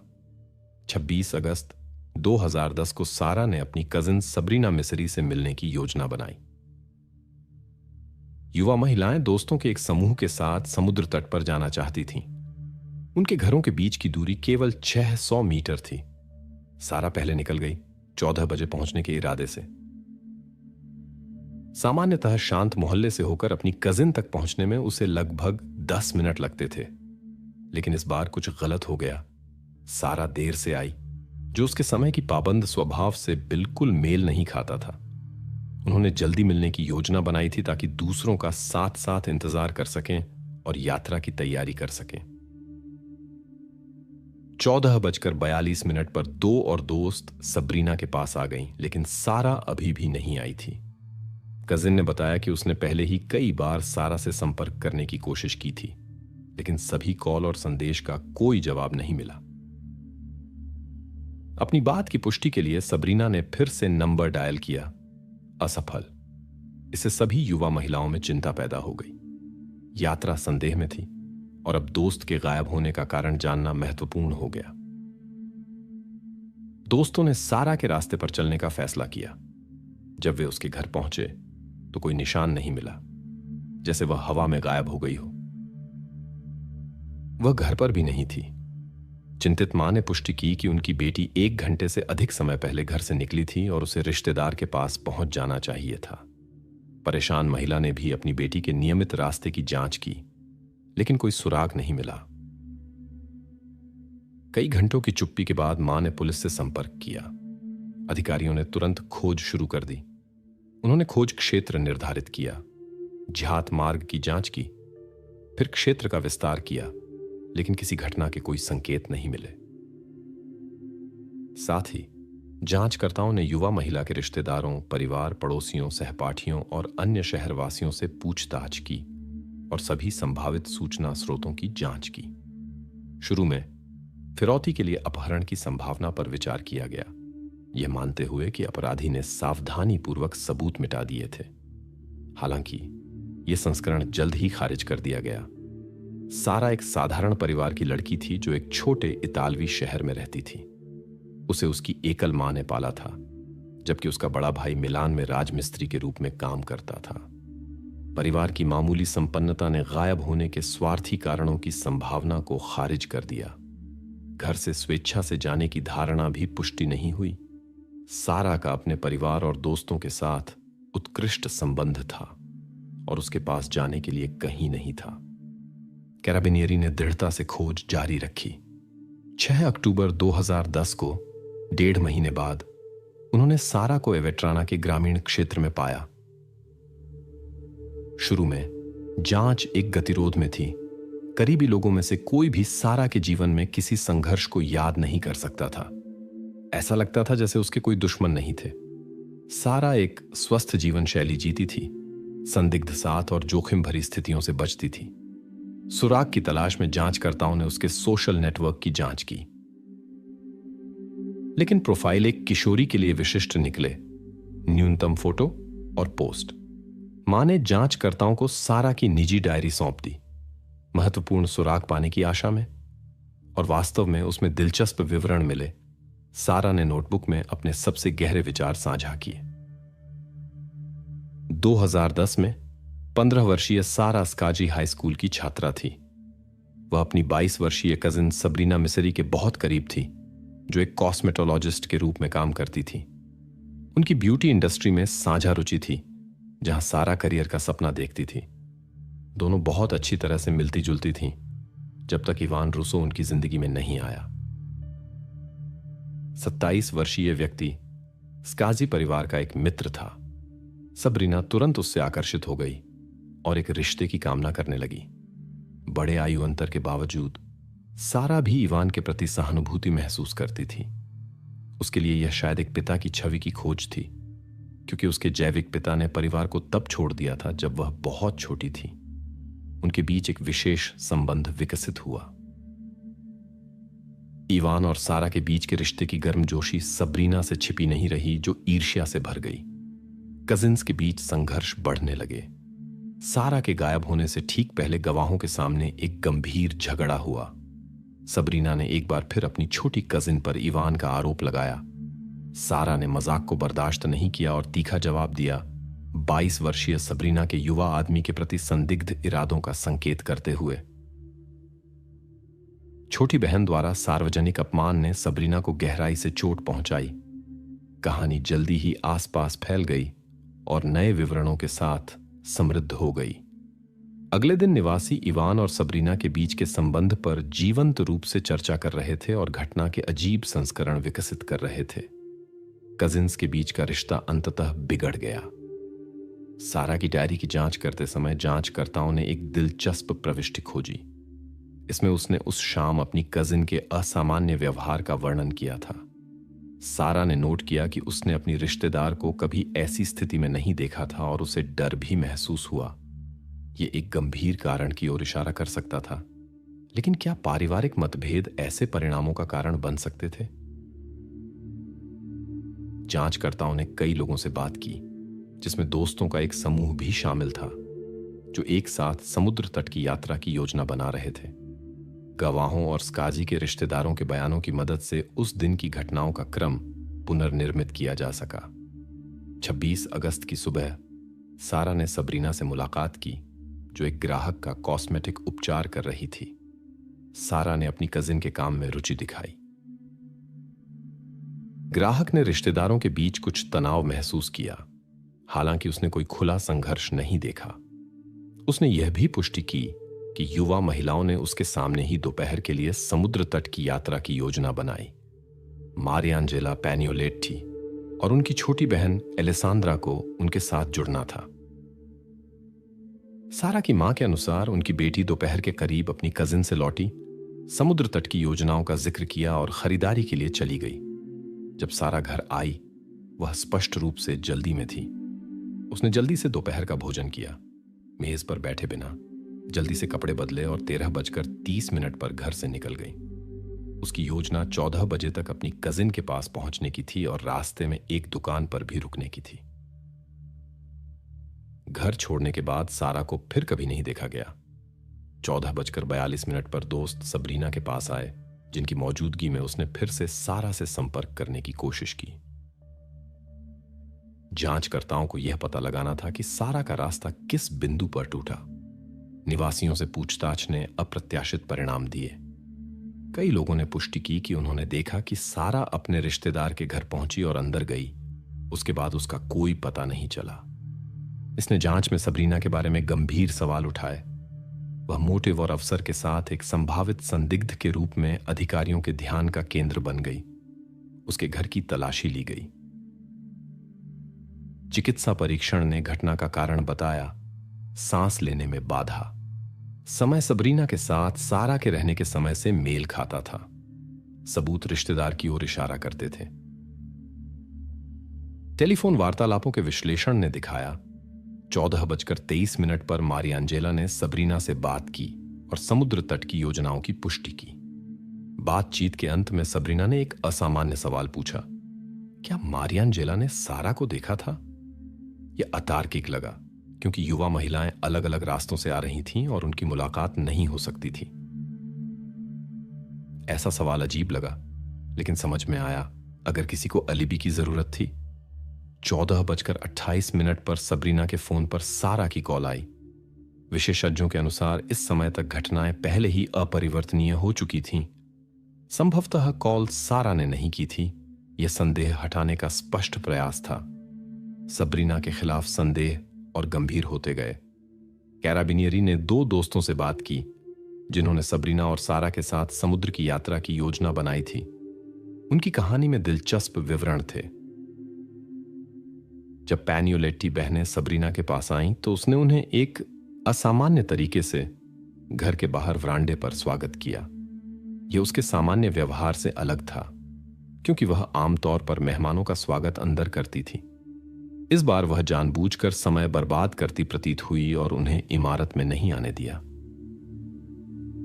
अब इस व्यवहार को एक नया अर्थ मिला। संभवतः सबरीना कुछ छिपा रही थी। मामले की मुख्य आरोपी मेहमानों के पास गई, तुरंत सारा की अनुपस्थिति की व्याख्या करने लगी और चिंता दिखाई। दोस्तों की उपस्थिति में उसने सारा के नंबर पर कॉल किया, जैसे वह अपने शब्दों की पुष्टि करना चाहती हो और एक बहाना बनाना चाहती हो। पहली कॉल पर रिंग हुई, लेकिन कोई जवाब नहीं। दूसरी कोशिश के बाद फोन बंद था। सबरीना ने उपस्थित लोगों का ध्यान इस ओर खींचा और अधिक चिंता दिखाने लगी। सब कुछ संदिग्ध लग रहा था। जांचकर्ताओं ने पाया कि इस समय तक मिसेरी के घर में निर्णायक घटनाएं पहले ही घट चुकी थीं। निवास में परेशान करने वाले सबूत मिले, जो घटना में पहले की तुलना में अधिक लोगों की भागीदारी की ओर इशारा करते थे। कुएं पर, जो जांच का मुख्य स्थान बन गया, विशेषज्ञों ने टायर के निशान और छाप पाए। इन्हें निकटवर्ती क्षेत्र की जांच से पहचाना जा सकता था। निशान सबरीना की पारिवारिक कार की प्रोफाइल से बिल्कुल मेल खाते थे। हालांकि एक अजीब विसंगति सामने आई। इन निशानों के प्रकट होने का समय उस अवधि से मेल खाता था जब युवा महिलाएं मिसेरी के घर पर थीं और सबरीना से बात कर रही थीं। एकत्रित सामग्री के विश्लेषण ने दिखाया एक महत्वपूर्ण भूमिका सारा के चाचा मिशेल मिसेरी, सबरीना के पिता ने निभाई। घटनाओं के पुनर्निर्मित क्रम के अनुसार घटना के बाद सबरीना के पास घटना के निशान छिपाने के लिए बहुत कम समय बचा था। सबरीना ने सबूत मिटाने में मदद के लिए अपने पिता से गुहार लगाई। वह आदमी अपनी बेटी का विरोध करने में असमर्थ, सब कुछ एक पुराने कुएं में छिपा दिया। पास में एक अग्निस्थल मिला, जहां सारा की व्यक्तिगत वस्तुएं और मिसेरी के घर की वस्तुएं पाई गईं। मिशेल ने आग में संभावित सबूतों को नष्ट करके निशान मिटाने की कोशिश की। सोची समझी कार्रवाई के बावजूद संदिग्धों ने अपने व्यवहार से खुद को पकड़वा दिया। हालांकि यह शुरू में स्पष्ट नहीं था, लापता होने की रिपोर्ट के बाद सबरीना और उसकी मां कसीमा सेराना ने खोज अभियान में सक्रिय रूप से भाग लिया। वे टेलीविजन कार्यक्रमों में दिखाई दी, जहां उन्होंने सारा के गायब होने के बारे में बताया और खोज में मदद मांगी। ये कई भटकाने वाली चालों का हिस्सा निकला। उन्होंने चुपचाप मीडिया के माध्यम से विभिन्न संस्करण फैलाए। माफिया या घरेलू डॉक्टर द्वारा अपहरण से लेकर सारा के रोमांटिक पलायन तक। कसीमा सेराना ने शुरू से ही सारा के पिता के बारे में अफवाहें फैलाईं और उसे अपराधी और माफिया का सदस्य बताया। 2010 तक वह बहुत पहले ही परिवार को छोड़ चुका था। उसकी किस्मत अज्ञात रही। महिला ने संकेत दिया कि सारा का गायब होना आपराधिक अधिकारियों का बदला हो सकता था। ये सभी संस्करण केवल जांच को भ्रमित करने का प्रयास साबित हुए। हालांकि उन्होंने एक वास्तविक सूचना अराजकता पैदा की, जिसने जांचकर्ताओं के काम को काफी कठिन बना दिया।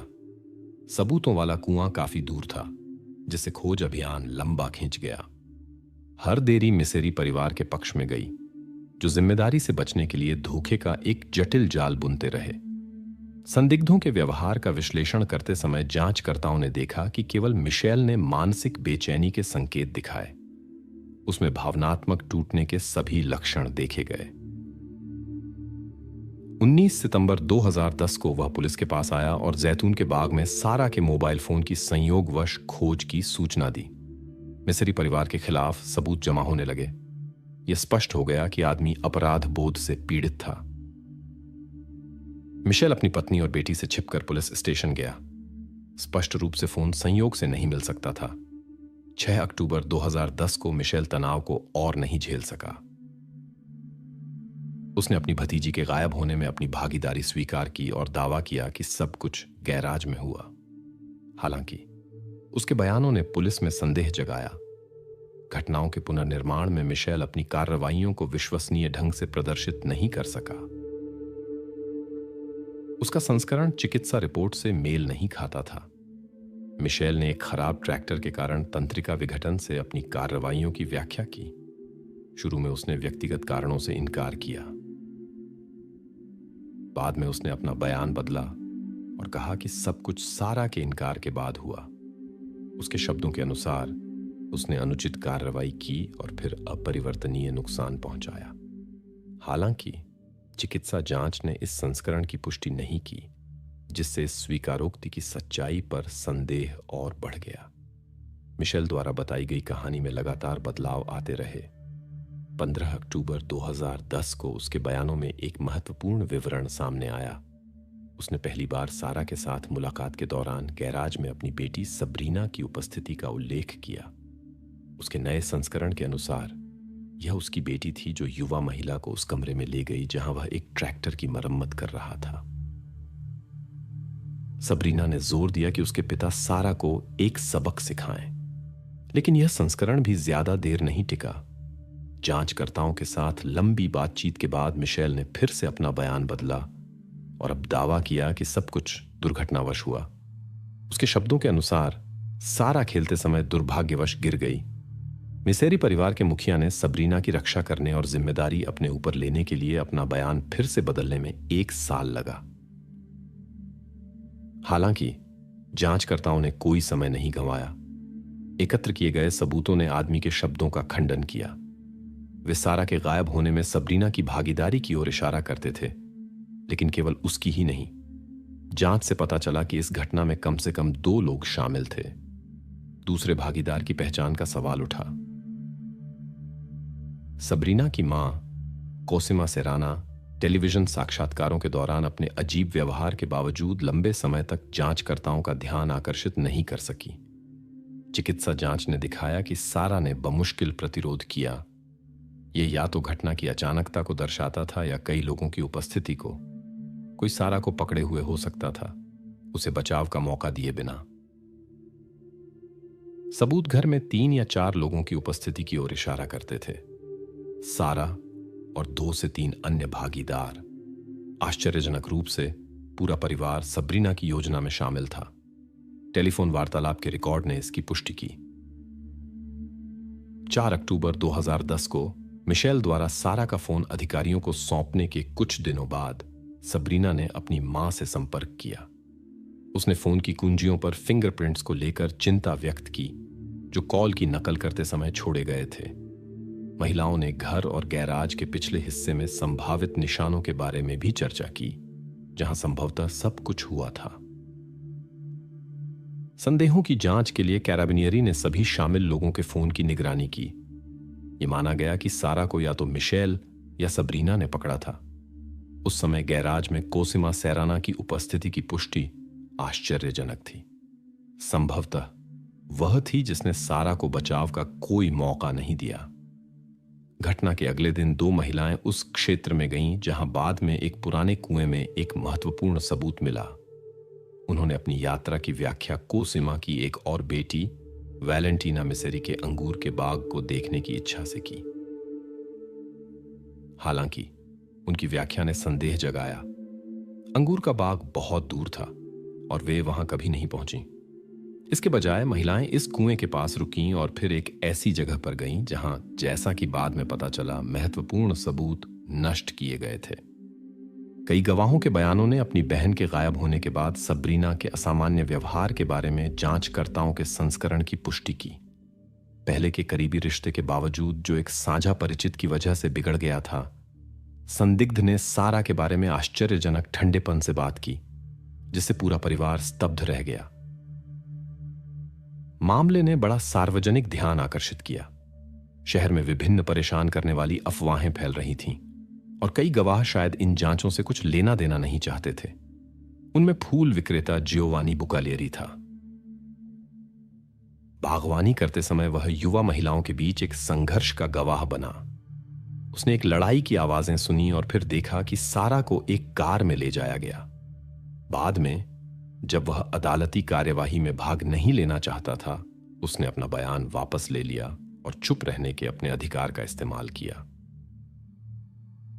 हालांकि उसकी मूल कहानी उसके सहकर्मी और पत्नी द्वारा पुष्टि की गई। उसने उनके साथ समान विवरण साझा किए थे और समय अंतराल मेल खाते थे। जियोवानी के अनुसार उसने कोसिमा को देखा, जो सारा को पिछवाड़े से कार की डिक्की में ले गई। ये घटनाएं ठीक उस समय हुईं जब यात्रा के अन्य प्रतिभागी सबरीना के पास आए। उसने उन्हें वरांडे पर स्वागत किया और युवा महिलाओं को घर में प्रवेश करने और पिछवाड़े में क्या हो रहा था, ये देखने से रोकने की कोशिश की। संदिग्धों के शब्दों में विसंगतियों को उनके एक चचेरे भाई ने उजागर करने में मदद की। सारा के गायब होने के तुरंत बाद उसने अपनी बहन से बात की, जिसने छात्रा के कपड़ों का विस्तृत वर्णन किया। हालांकि पुलिस को उसने बताया था कि लापता लड़की दोपहर के भोजन के बाद उसके पास नहीं आई थी।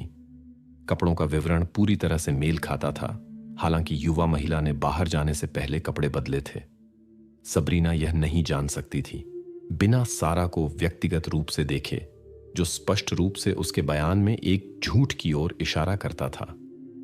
अदालती कार्यवाही 10 जनवरी 2012 को शुरू हुई और मूल रूप से अपेक्षित समय से कहीं अधिक लंबी खिंची।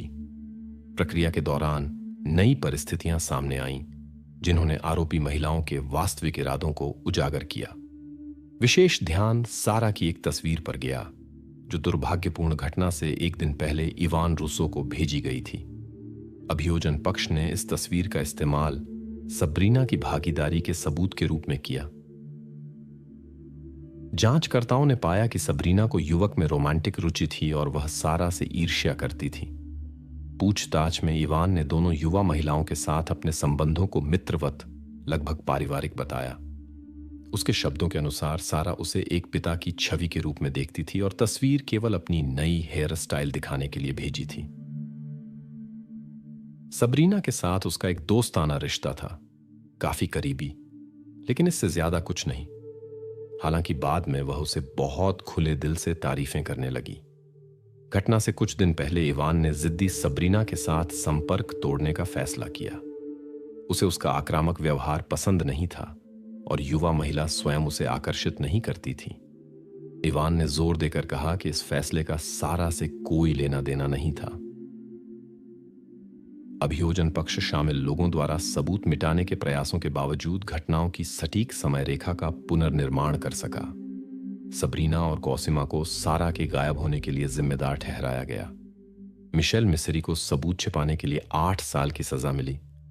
वह दोष अपने ऊपर लेता रहा, लेकिन जांचकर्ताओं ने साबित किया कि उसकी एकमात्र भूमिका सबूतों को नष्ट करने की थी। 20 अप्रैल 2013 को अदालत ने फैसला सुनाया। सबरीना मिस्री और कौसिमा सेराना को आजीवन कारावास मिला। वे फैसले से सहमत नहीं थीं और वकील ने तुरंत अपील दायर कर दी। नई सुनवाई 16 नवंबर 2014 को शुरू हुई। प्रारंभिक सुनवाई में यह तय किया गया कि आरोपियों को पूरी प्रक्रिया के दौरान हिरासत में रहना होगा। सहअपराधियों की बातचीत की विशेष रूप से जांच की गई, जिसमें सबरीना और उसके पिता के बीच स्वीकारोक्ति के बाद की पहली बातचीत भी शामिल थी। उनके व्यवहार ने उनकी भागीदारी की निश्चितता को प्रकट किया। कौसिमा ने भावनात्मक बयान दिए और अदालत की सहानुभूति जीतने की कोशिश की। उसने पारिवारिक बंधनों का जिक्र किया और पहले मुकदमे का हवाला दिया। महिला ने जोर देकर कहा कि मामला निर्दोष लोगों को दोषी ठहराने के लिए गढ़ा गया था। उसके शब्दों के अनुसार उनके परिवारों का स्काजी के साथ हमेशा गर्म संबंध रहा था और उनके पास सारा को नुकसान पहुंचाने का कोई कारण नहीं था। अदालत में मिशेल उपस्थित था, जो दृढ़ता से मामले में अपनी एकमात्र दोष की पुष्टि करता रहा। उसने बार बार दोहराया कि उसकी बेटी और पत्नी घटना में शामिल नहीं थीं। हालांकि अभियोजन पक्ष को विश्वास था, आदमी बस पूरी जिम्मेदारी अपने ऊपर लेकर अपने परिवार की रक्षा करने की कोशिश कर रहा था। 27 जुलाई 2015 को अपील अदालत ने मूल निर्णय की पुष्टि की। दोनों महिलाओं के लिए आजीवन कारावास, क्योंकि उन्होंने कभी अपनी भागीदारी स्वीकार नहीं की। वास्तविक कारण पूरी तरह से स्पष्ट नहीं हुए। उनके संबंधों के अंतिम चरण के विश्लेषण में जांचकर्ताओं ने 2 मुख्य कारणों का अनुमान लगाया। पहला, कजिन के अपमानजनक बयानों के कारण रोष। दूसरा, एक युवक को लेकर प्रतिद्वंद्विता।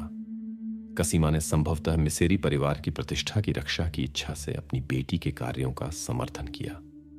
उसकी राय में भतीजी के सार्वजनिक बयान उनके परिवार के नाम को गंभीर नुकसान पहुंचा सकते थे। जाहिर है यह एक अपरिवर्तनीय निर्णय के लिए पर्याप्त था, जिसे उन्होंने संघर्ष से बाहर निकलने का एकमात्र रास्ता माना। बाद में पता चला कि इस कहानी में और भी लोग शामिल थे। मिशेल के भाई कार्मिनो और उसके भतीजे कॉस्मो को सबूत छिपाने में मदद करने के लिए 6 साल की जेल हुई। सबरीना के पूर्व वकील को मदद के लिए 2 साल की परिवीक्षा मिली। होटल मालिक जुसेप्पे को झूठी गवाही के लिए 2 साल की जेल की सजा मिली। 4 अन्य शामिल लोगों को षड्यंत्र के लिए 1 साल से 16 महीने तक की सजा मिली। 2020 में इवान रूसो का मुकदमा हुआ, वह युवक जो युवा महिलाओं के बीच विवाद का कारण बना। पता चला कि उसने 10 साल तक घटना में अपनी भूमिका के बारे में सच्चाई छिपाई थी। उस निर्णायक दिन अपने मूल बयानों के विपरीत युवक ने त्रासदी से आधा घंटा पहले सबरीना और सारा से मुलाकात की। उसके कार्यों ने युवा महिलाओं के बीच संघर्ष को बढ़ावा दिया। झूठी गवाही के लिए इवान को 5 साल की जेल की सजा हुई, लेकिन बाद में फैसला निरस्त कर दिया गया और युवक को रिहा कर दिया गया। मामले में शामिल अधिकांश लोग पहले ही अपनी सजा पूरी कर चुके हैं और सामान्य जीवन में लौट आए हैं। एक अपवाद भतीजा कॉस्मा था, जो दुर्भाग्यवश स्वास्थ्य समस्याओं के कारण अपनी सजा का अंत नहीं देख पाया। फरवरी 2024 में मिशेल मिस्री को भी रिहा कर दिया गया। उसकी सजा 685 दिन कम कर दी गई। 585 दिन अच्छे व्यवहार के लिए ऐसे बोनस छमाही में जमा किए जाते हैं और लगभग 100 दिन खाली जेल कानून के तहत जोड़े गए। अपनी रिहाई से 1 साल पहले मिशेल के वकील ने कारावास की स्थितियों के बारे में शिकायत दर्ज की। उसके मुवक्किल की कोठरी केवल 3 वर्ग मीटर की थी, बिना स्नानघर और गर्म पानी के। ये स्थितियां कैदियों के अधिकारों पर यूरोपीय सम्मेलन के मानकों से काफी पीछे थीं। रिहाई के बाद मिशेल ने दावा करना शुरू किया कि उसने अकेले काम किया और इस तरह अपनी पत्नी और बेटी की रक्षा करने की कोशिश की। उसके शब्दों के अनुसार उसके पिछले बयान पुलिस के दबाव में बदले गए थे। हालांकि यहां तक कि सारा के रिश्तेदार भी उसकी जिम्मेदारी की मात्रा को सही ढंग से निर्धारित मानते थे। सारा के रिश्तेदारों का इस कहानी के प्रति द्विधापूर्ण रिश्ता है। ये झात है कि स्काजी पक्ष के चचेरे भाई और पुरुष मिसेरी परिवार के साथ मिलने और रिश्तेदारी के संबंधों की संभावित बहाली के लिए तैयार हैं। उनके शब्दों के अनुसार बहुत कुछ उस पर निर्भर करता है, लेकिन वे सभी सबरीना और कौसिमा के लिए फैसले से सहमत हैं और निर्णय को उचित मानते हैं।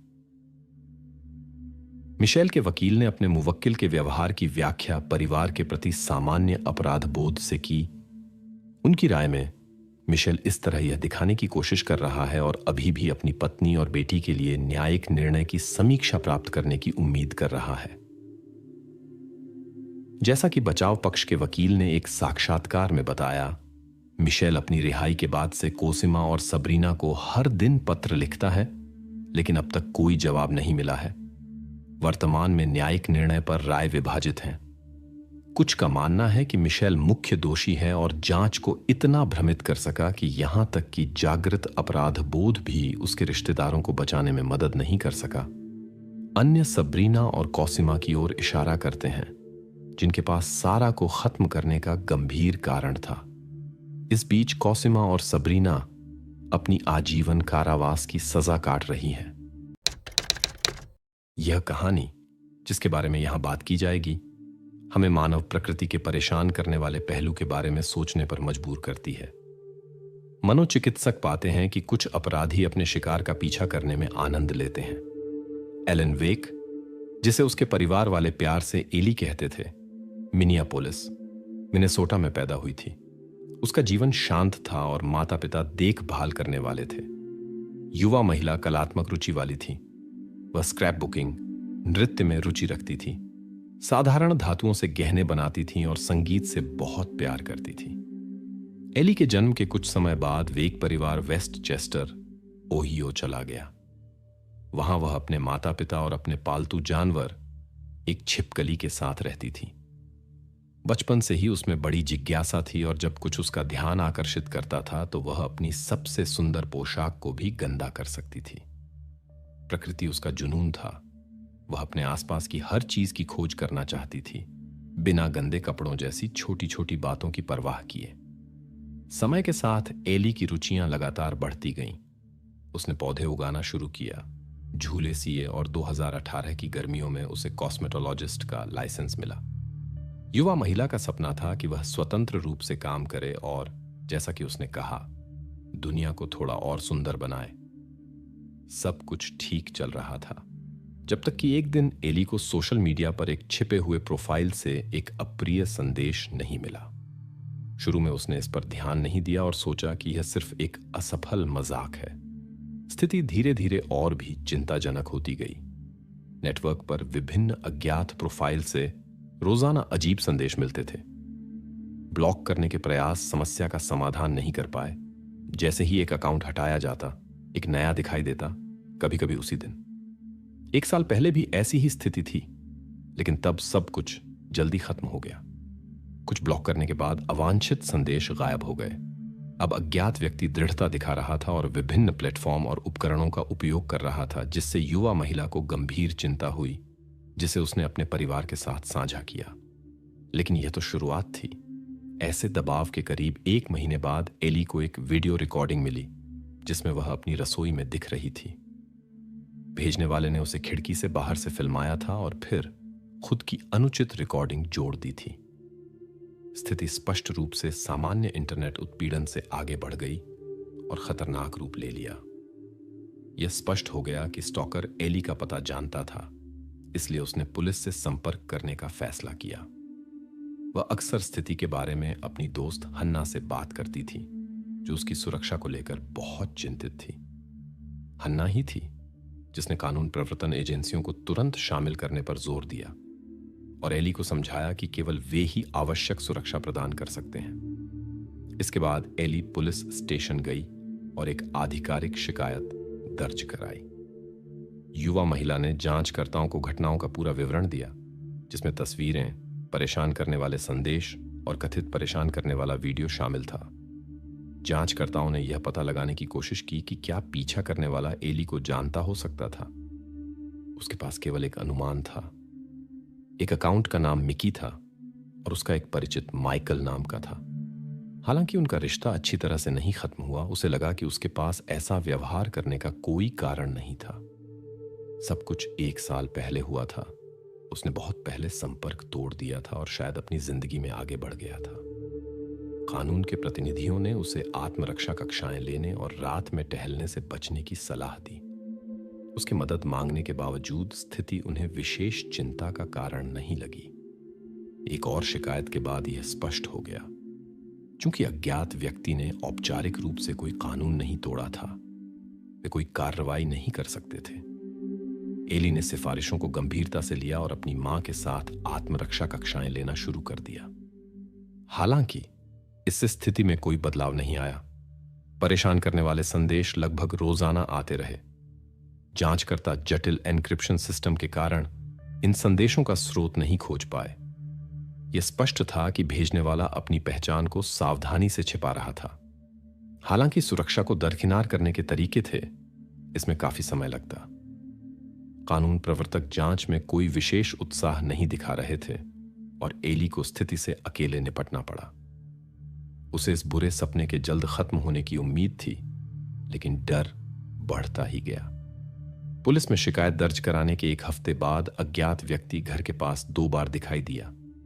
यहां तक कि एली की मां ने भी उसे देखा। दोनों बार महिला इलाके की जांच करने बाहर गई, लेकिन किसी को नहीं पाया। यहां तक कि आने वाले गश्ती पुलिस वाले भी किसी को नहीं ढूंढ पाए। दुर्भाग्य से लगातार दबाव का असर दिखने लगा। इन घटनाओं के बाद एली घर में अकेले रहने से डरने लगी। दोस्त अक्सर रात में उसके साथ रहते थे। मां भी पास रहने की कोशिश करती थी ताकि उनकी बेटी को कम से कम कुछ शांति मिल सके। रहस्यमय पीछा करने वाला बिना कोई निशान छोड़े आसानी से संपत्ति में घुस जाता था। इस समय के दौरान एली अवसादग्रस्त स्थिति में थी और अनिद्रा से पीड़ित थी। उसके सभी विचार केवल व्यक्तिगत सुरक्षा और आत्मरक्षा के सवालों से जुड़े थे। सौभाग्य से 1 हफ्ते के बाद ही एक महत्वपूर्ण सुराग सामने आया। एली ने मिकी मिकी नाम से एक नया स्नैपचैट अकाउंट खोजा। उसे याद आया कि उसके पूर्व साथी का नाम माइकल स्ट्रॉस था। तथ्यों पर विचार करने के बाद युवा महिला ने फिर से कानून प्रवर्तन एजेंसियों से संपर्क किया, लेकिन वही अधिकारी फिर से उसकी चिंताओं को नजरअंदाज कर गया। पुलिस की राय में उनके पास युवा महिला के पूर्व प्रशंसकों से निपटने से ज्यादा महत्वपूर्ण मामले थे। एली की माइकल से जान पहचान साझा रुचियों से शुरू हुई, कला, संगीत और पार्टियां। लेकिन जल्द ही उसके हेर फेर करने वाले और प्रभुत्वशाली व्यवहार के कारण रिश्ता बिगड़ गया। माइकल अजीब रोल प्ले पर जोर देता था जिसके लिए एली तैयार नहीं थी। जब उसने चेतावनी के संकेत देखे तो उसने 1 महीने बाद रिश्ता खत्म करने का फैसला किया। माइकल ने अनुचित प्रतिक्रिया दी और अपनी असली प्रकृति दिखाई। कई अप्रिय संदेशों के बाद युवा महिला ने अपना फोन नंबर बदल लिया और संपर्क टूट गया। ऐसा लगा जैसे सब कुछ शांत हो गया है। 28 जुलाई 2018 को एली अपने नए दोस्त नेट से बात कर रही थी। वे मिलने की योजना बना रहे थे, लेकिन वह देर रात की सैर को लेकर चिंतित थी। नेट ने खुद उसके पास आने की पेशकश की। उसने उल्लेख किया कि वह अपना फोन घर पर छोड़ देगा और बस दरवाजे पर दस्तक देगा। शुरू में एली ने हिचकिचाहट दिखाई क्योंकि वह अकेली रहना चाहती थी, लेकिन अभी भी संभावित पीछा किए जाने को लेकर चिंतित थी। नेट ने उसकी रक्षा करने का वादा किया और उसने सहमति दे दी। उस शाम एली थकी हुई महसूस कर रही थी और आराम करना चाहती थी। लंबे समय के बाद पहली बार घर में कोई दोस्त नहीं था।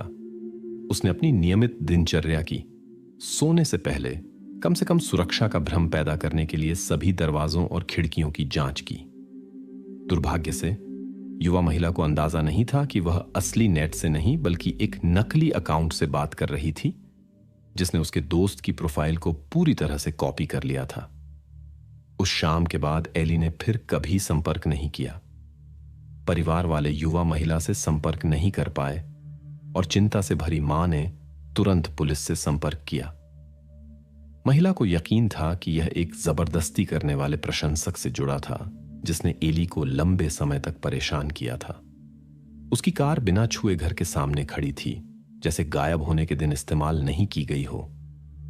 घर में उसकी मौजूदगी का कोई निशान नहीं था फोन, सोशल मीडिया और बैंक कार्ड निष्क्रिय रहे। जांचकर्ता पीछा करने वाले की पहचान का पता लगाने के लिए पिछले मोबाइल डेटा के विश्लेषण पर ध्यान केंद्रित कर रहे थे। उन्होंने एक नेट नाम के व्यक्ति के साथ संदेशों का आदान प्रदान पाया, जिसका नंबर दूसरे शहर में पंजीकृत था और नकली था। असली नेट की जांच ने उसकी निर्दोषता साबित की। युवक के पास घटना की शाम का एक मजबूत अलिबी था। यह स्पष्ट हो गया कि किसी ने एक विश्वसनीय नकली प्रोफाइल बनाया था। एली का विश्वास जीता था और यह जानकारी हासिल की थी कि वह घर पर अकेली थी। सिम कार्ड एक विशेष वेबसाइट के जरिए खरीदा गया था, जिससे खरीदार की तलाश मुश्किल हो गई। कुछ दिनों बाद कार्ड के मालिक का पता लगाया जा सका। जैसा कि एली को शक था, यह उसका पूर्व प्रेमी माइकल स्ट्रॉस था। दुर्भाग्य से 2 हफ्ते की तलाश से युवा महिला के ठिकाने के बारे में कोई जानकारी नहीं मिली। माइकल के अतीत की जांच से पता चला कि उसने 10 साल में अपराधों की एक लंबी सूची जमा कर ली थी। इनमें सार्वजनिक स्थान पर अनुचित व्यवहार, प्रतिबंधित पदार्थों का वितरण, दूसरों के डेटा में हेरफेर और घरों में सेंध मारना शामिल था। जून 2015 में युवक पर सार्वजनिक स्थल पर अश्लील व्यवहार का आरोप लगा, जिससे उसके मानसिक स्वास्थ्य पर सवाल उठे। चिकित्सकीय मूल्यांकन के बाद अदालत ने जबरन उपचार का आदेश दिया। बाद में उसने विभिन्न सोशल नेटवर्क पर फर्जी खाते बनाना शुरू किया, जिनके माध्यम से वह कई युवा महिलाओं को परेशान करता था। सभी संदेश उसके गृहनगर से भेजे गए थे। वहीं से वह आखिरी नंबर भी पंजीकृत था, जिसे माइकल ने उस नाजुक रात में एली से संपर्क किया था। महत्वपूर्ण बात यह है कि यह नंबर ठीक उसके गायब होने के दिन बंद कर दिया गया। 24 अगस्त को एली के गायब होने के लगभग 1 महीने बाद शहर के पास के एक खेत में एक परेशान करने वाली खोज की गई। यह बटलर जिले की एक सड़क पर हुआ, जो स्थल से कुछ किलोमीटर दूर था। कानून प्रवर्तक लापता व्यक्ति के मामले के साथ इस खोज के संबंध से आश्वस्त थे। समय और मौसम की स्थिति ने जांचकर्ताओं के काम को काफी मुश्किल बना दिया। एक विशेष जांच की आवश्यकता थी। सड़क के किनारे टेप से लिपटा एक पैकेट मिला। विशेषज्ञों ने संकेत पाए कि व्यक्ति को कठिन परीक्षणों से गुजरना पड़ा था। विस्तृत जांच के बाद विशेषज्ञों ने घटना की परिस्थितियों का पता लगाया। ध्यान देने योग्य बात यह थी कि खोज का स्थान माइकल स्ट्रॉस के घर से एक खेत के रास्ते से कुछ ही मिनट की पैदल दूरी पर था। इस पूरे समय जनता और पत्रकार चिंता से एली की खोज का पीछा कर रहे थे। परिवार और दोस्तों ने युवा महिला को खोजने की उम्मीद नहीं छोड़ी। वे मानते थे कि वह कहीं है और उसे बचाया जा सकता है। दुर्भाग्य से पुलिस स्टेशन से एक संदेश ने उनकी सभी उम्मीदों को तोड़ दिया। सुबह 4 बजे अधिकारियों ने मुख्य संदिग्ध को गिरफ्तार किया। माइकल स्ट्रॉस की गिरफ्तारी ने बड़ी सनसनी मचा दी। पुलिस को अपराध स्थल को अछूता रखने के लिए बड़े प्रयास करने पड़े। क्षेत्र को घेर लिया गया। विशेषज्ञ वहां काम कर रहे थे। संदिग्ध के घर के ऊपर ड्रोन उड़ रहे थे और घटनाओं का दस्तावेजीकरण कर रहे थे। माइकल को $4 मिलियन की जमानत पर रिहा होने की संभावना के साथ हिरासत में लिया गया। उसे तुरंत विशेष रूप से खतरनाक वर्गीकृत किया गया। साथ ही उसके अपार्टमेंट और अपराध स्थल की व्यापक तलाशी ली गई। विशेषज्ञों ने माइकल के जैविक निशान पाए। कंप्यूटर और फोन की जांच से पता चला कि उसके पते से कई ऑनलाइन खाते और नंबर पंजीकृत किए गए थे। वह अपने लक्ष्य का पीछा करने के लिए ब्लॉक होने के बाद भी उन्हें लगातार बदलता रहता था। खोज इतिहास में विभिन्न गैरकानूनी कार्यों, कानून ज्ञान और संभावित दंड के बारे में जानकारी मिली। उसने सिनसिनाटी के एक अपराधी के मामले में विशेष रुचि दिखाई। इस तरह की आखिरी खोज 18 जुलाई को की गई थी, युवा महिला के गायब होने से 10 दिन पहले। अगले दिनों में उसने जेलों में जीवन और उनके अलिखित नियमों के बारे में जानकारी खोजी। स्पष्ट रूप से अपराधी अपने कार्यों की गंभीरता से अवगत था और परिणामों की अनिवार्यता को समझता था। सबसे परेशान करने वाली बात यह थी कि उसने कोई डर नहीं दिखाया, बल्कि व्यवस्थित रूप से तैयारी की। वह आईक्लाउड से फोटो को अपरिवर्तनीय रूप से हटाने के तरीके खोज रहा था। तैयारियों के बीच के अंतराल में वह विशेष रूप से परेशान करने वाली सामग्री वाली प्रतिबंधित सामग्री देखता था।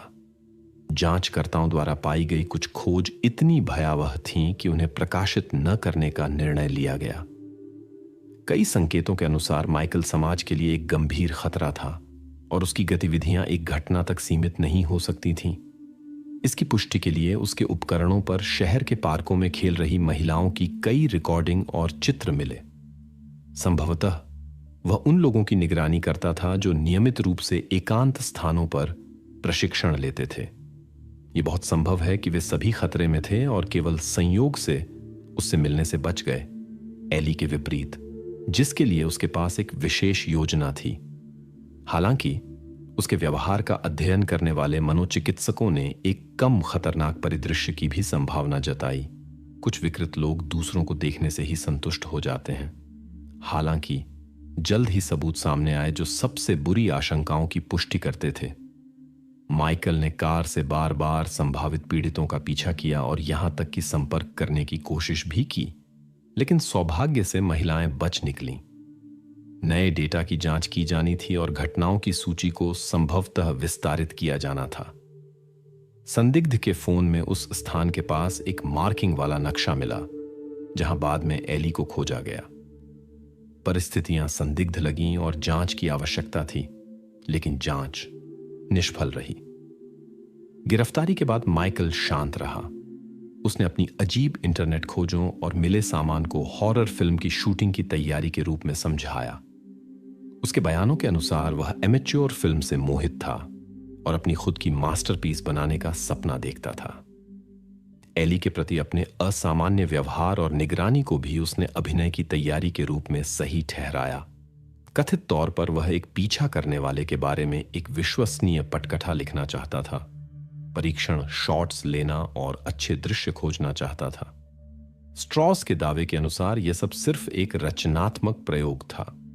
उसने एली को पहले से सूचित नहीं किया क्योंकि वह घटना के दौरान उसकी सच्ची भावनाओं को कैप्चर करना चाहता था। हालांकि अभियोजन पक्ष एक बिल्कुल अलग निष्कर्ष पर पहुंचा। निर्णायक साक्ष्य के रूप में माइकल के कमरे में जांचकर्ताओं द्वारा पाई गई वस्तुएं काम आईं। वहां एली के दस्तावेज, उसके बालों की एक लट और एक गुलाबी हार मिला। माता पिता ने गहने की पहचान की और पुष्टि की कि युवा महिला ने इसे कभी नहीं उतारा था। अनुभवी जांचकर्ताओं ने ध्यान दिया कि मिली हुई वस्तुएं एक स्मृति संग्रह की तरह लग रही थीं। यह जाना जाता है कि कुछ अपराधी अपने शिकारों की व्यक्तिगत वस्तुएं बाद में अपने कृत्यों को याद करने के लिए रखते हैं। पूछताछ के दौरान माइकल का व्यवहार चुनौतीपूर्ण और घमंडी था। ऐसा लगता था जैसे वह जानबूझकर पुलिस वालों को परेशान करने की कोशिश कर रहा हो। उसने कोई पछतावा नहीं दिखाया और लगातार अपने कार्यों के लिए औचित्य खोजता रहा।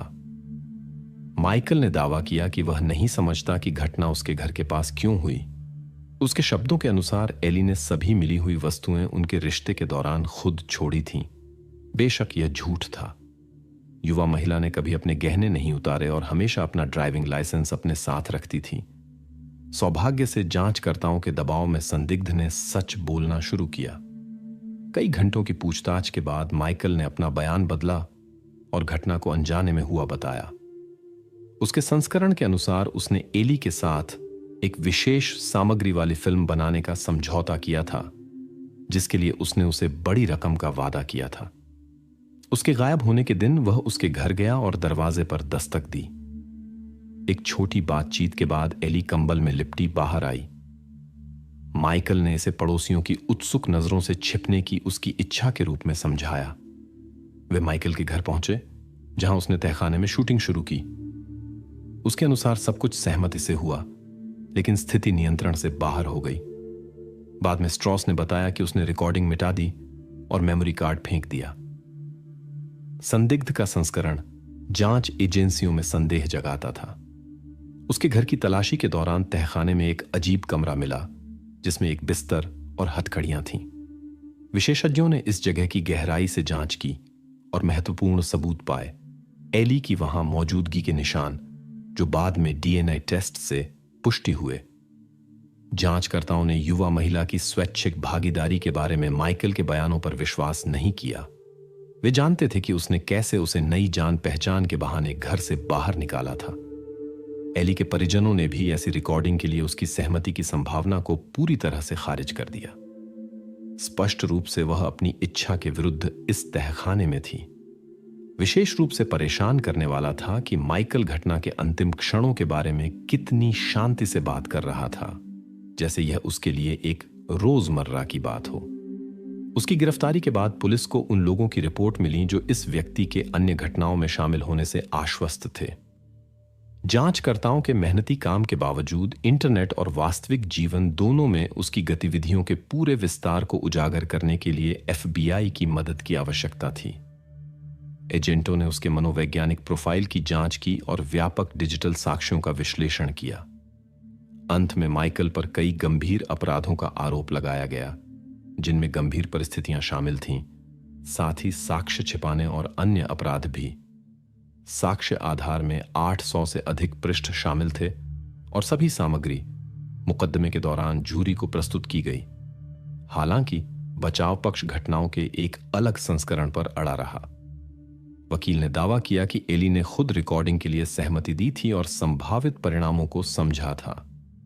उसने जोर दिया कि कोई पूर्व नियोजित इरादा नहीं था। बचाव पक्ष ने एक ऐसा संस्करण बनाने की कोशिश की जिसके अनुसार एली को अपनी मानसिक स्थिति से संबंधित समस्याएं थीं और घटना गलत दवा लेने से जुड़ी हो सकती थी। लेकिन अभियोजन पक्ष के पास एक चिकित्सा रिपोर्ट के परिणाम थे जो युवा महिला के शरीर में किसी भी दवा या शराब की अनुपस्थिति दिखाते थे।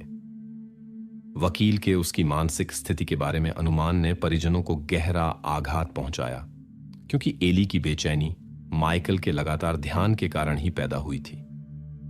प्रारंभिक सुनवाई के बाद आरोपी ने अचानक अपना अपराध स्वीकार कर लिया। परिवार के लिए यह एक थकाऊ प्रक्रिया का अंत था। उन्हें घटना के सभी भारी विवरणों को सुनने की जरूरत नहीं थी। हालांकि इस फैसले ने सजा में कमी की ओर भी ले गया। एक प्रक्रियागत समझौते के हिस्से के रूप में कम से कम 6 आरोप हटा दिए गए। अंतिम सत्र में स्ट्रॉस ने एली के परिजनों को एक विस्तृत भाषण के साथ संबोधित किया और घटना पर अफसोस व्यक्त किया। कृपया पूरे दिल से मुझ पर विश्वास करें, मैं कभी किसी को नुकसान नहीं पहुंचाना चाहता था।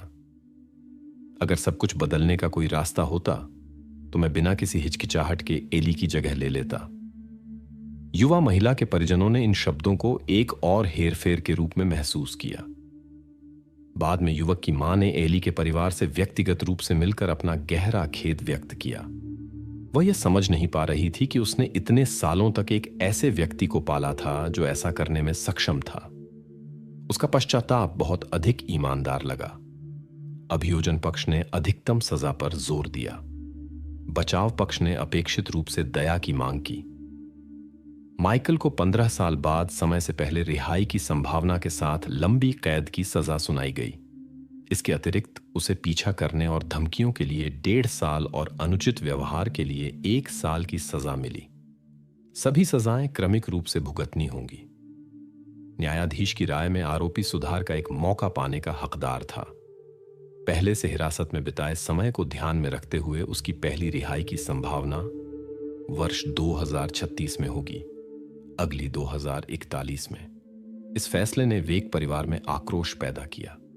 उन्होंने उसकी रिहाई को रोकने के लिए हर आयोग की बैठक में मौजूद रहने की घोषणा की। कई लोगों को अभी भी घटना के कारणों का सवाल परेशान कर रहा था। माइकल ने अलगाव के 1 साल बाद ऐसा क्यों किया? वह आगे क्यों नहीं बढ़ सका? उसने खुद को स्पष्ट व्याख्या नहीं दी और रिकॉर्डिंग के दौरान एक संयोग की बात करता रहा। अभियोजन पक्ष का अनुमान था कि रिकॉर्डिंग वास्तव में की गई हो सकती है, लेकिन अन्य परिस्थितियों में अस्वस्थ इरादों के कारण। माइकल की गिरफ्तारी के बाद एली के परिजनों ने अभियोजक से संपर्क किया। परिजनों ने मांग की कि सभी कानून प्रवर्तकों को जिम्मेदार ठहराया जाए जो युवा महिला की मदद नहीं कर सके जब उसने सुरक्षा की मांग की थी। एक आंतरिक जांच शुरू की गई। पता चला कि एक जांचकर्ता ने गंभीर उल्लंघन किए थे। उसने पीछा करने के लिए एली की शिकायतों का उचित दस्तावेजीकरण और गहन जांच नहीं की। परिणाम स्वरूप इस अधिकारी को सेवा से निलंबित कर दिया गया।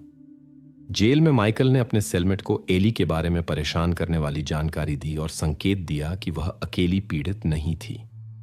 इसने पुलिस की आशंकाओं और गवाहों के बयानों की पुष्टि की कि माइकल ने पहले भी महिलाओं का पीछा किया था। अपने सेलमेट से बातचीत में उसने एक शैली नाम की लड़की का जिक्र किया, जिसके साथ उसने इसी तरह का व्यवहार किया था और जिसे बाद में शहर के पास एक नाले के किनारे छोड़ दिया था। पुलिस ने इस जानकारी की जांच की, लेकिन कोई पुष्टि नहीं मिली। 18 में पुलिस को पार्क में एक घटना की सूचना मिली। काली हुडी और मास्क पहने एक अज्ञात व्यक्ति ने जॉगिंग कर रही एक युवा महिला पर हमला किया। उसने उसे झाड़ियों में खींचने की कोशिश की और चुप रहने के लिए कहा। सौभाग्य से वह खुद को छुड़ाकर भाग निकली। माइकल की एक अन्य सनसनीखेज अनसुलझे मामले से संभावित संबंध की भी जांच की जा रही है। कैटलिन मार्कम अगस्त 2011 में फेयरफील्ड, ओहियो में अपने घर से गायब हो गई। यह एक पार्टी के बाद हुआ जहां माइकल मौजूद था। इस कार्यक्रम में कैटलिन ने अपने बॉयफ्रेंड और माइकल के साथ फोटो खिंचवाई। वर्ष 2013 में सीडर ग्रोव, इंडियाना में उसके गायब होने से संबंधित परेशान करने वाली खोज की गई।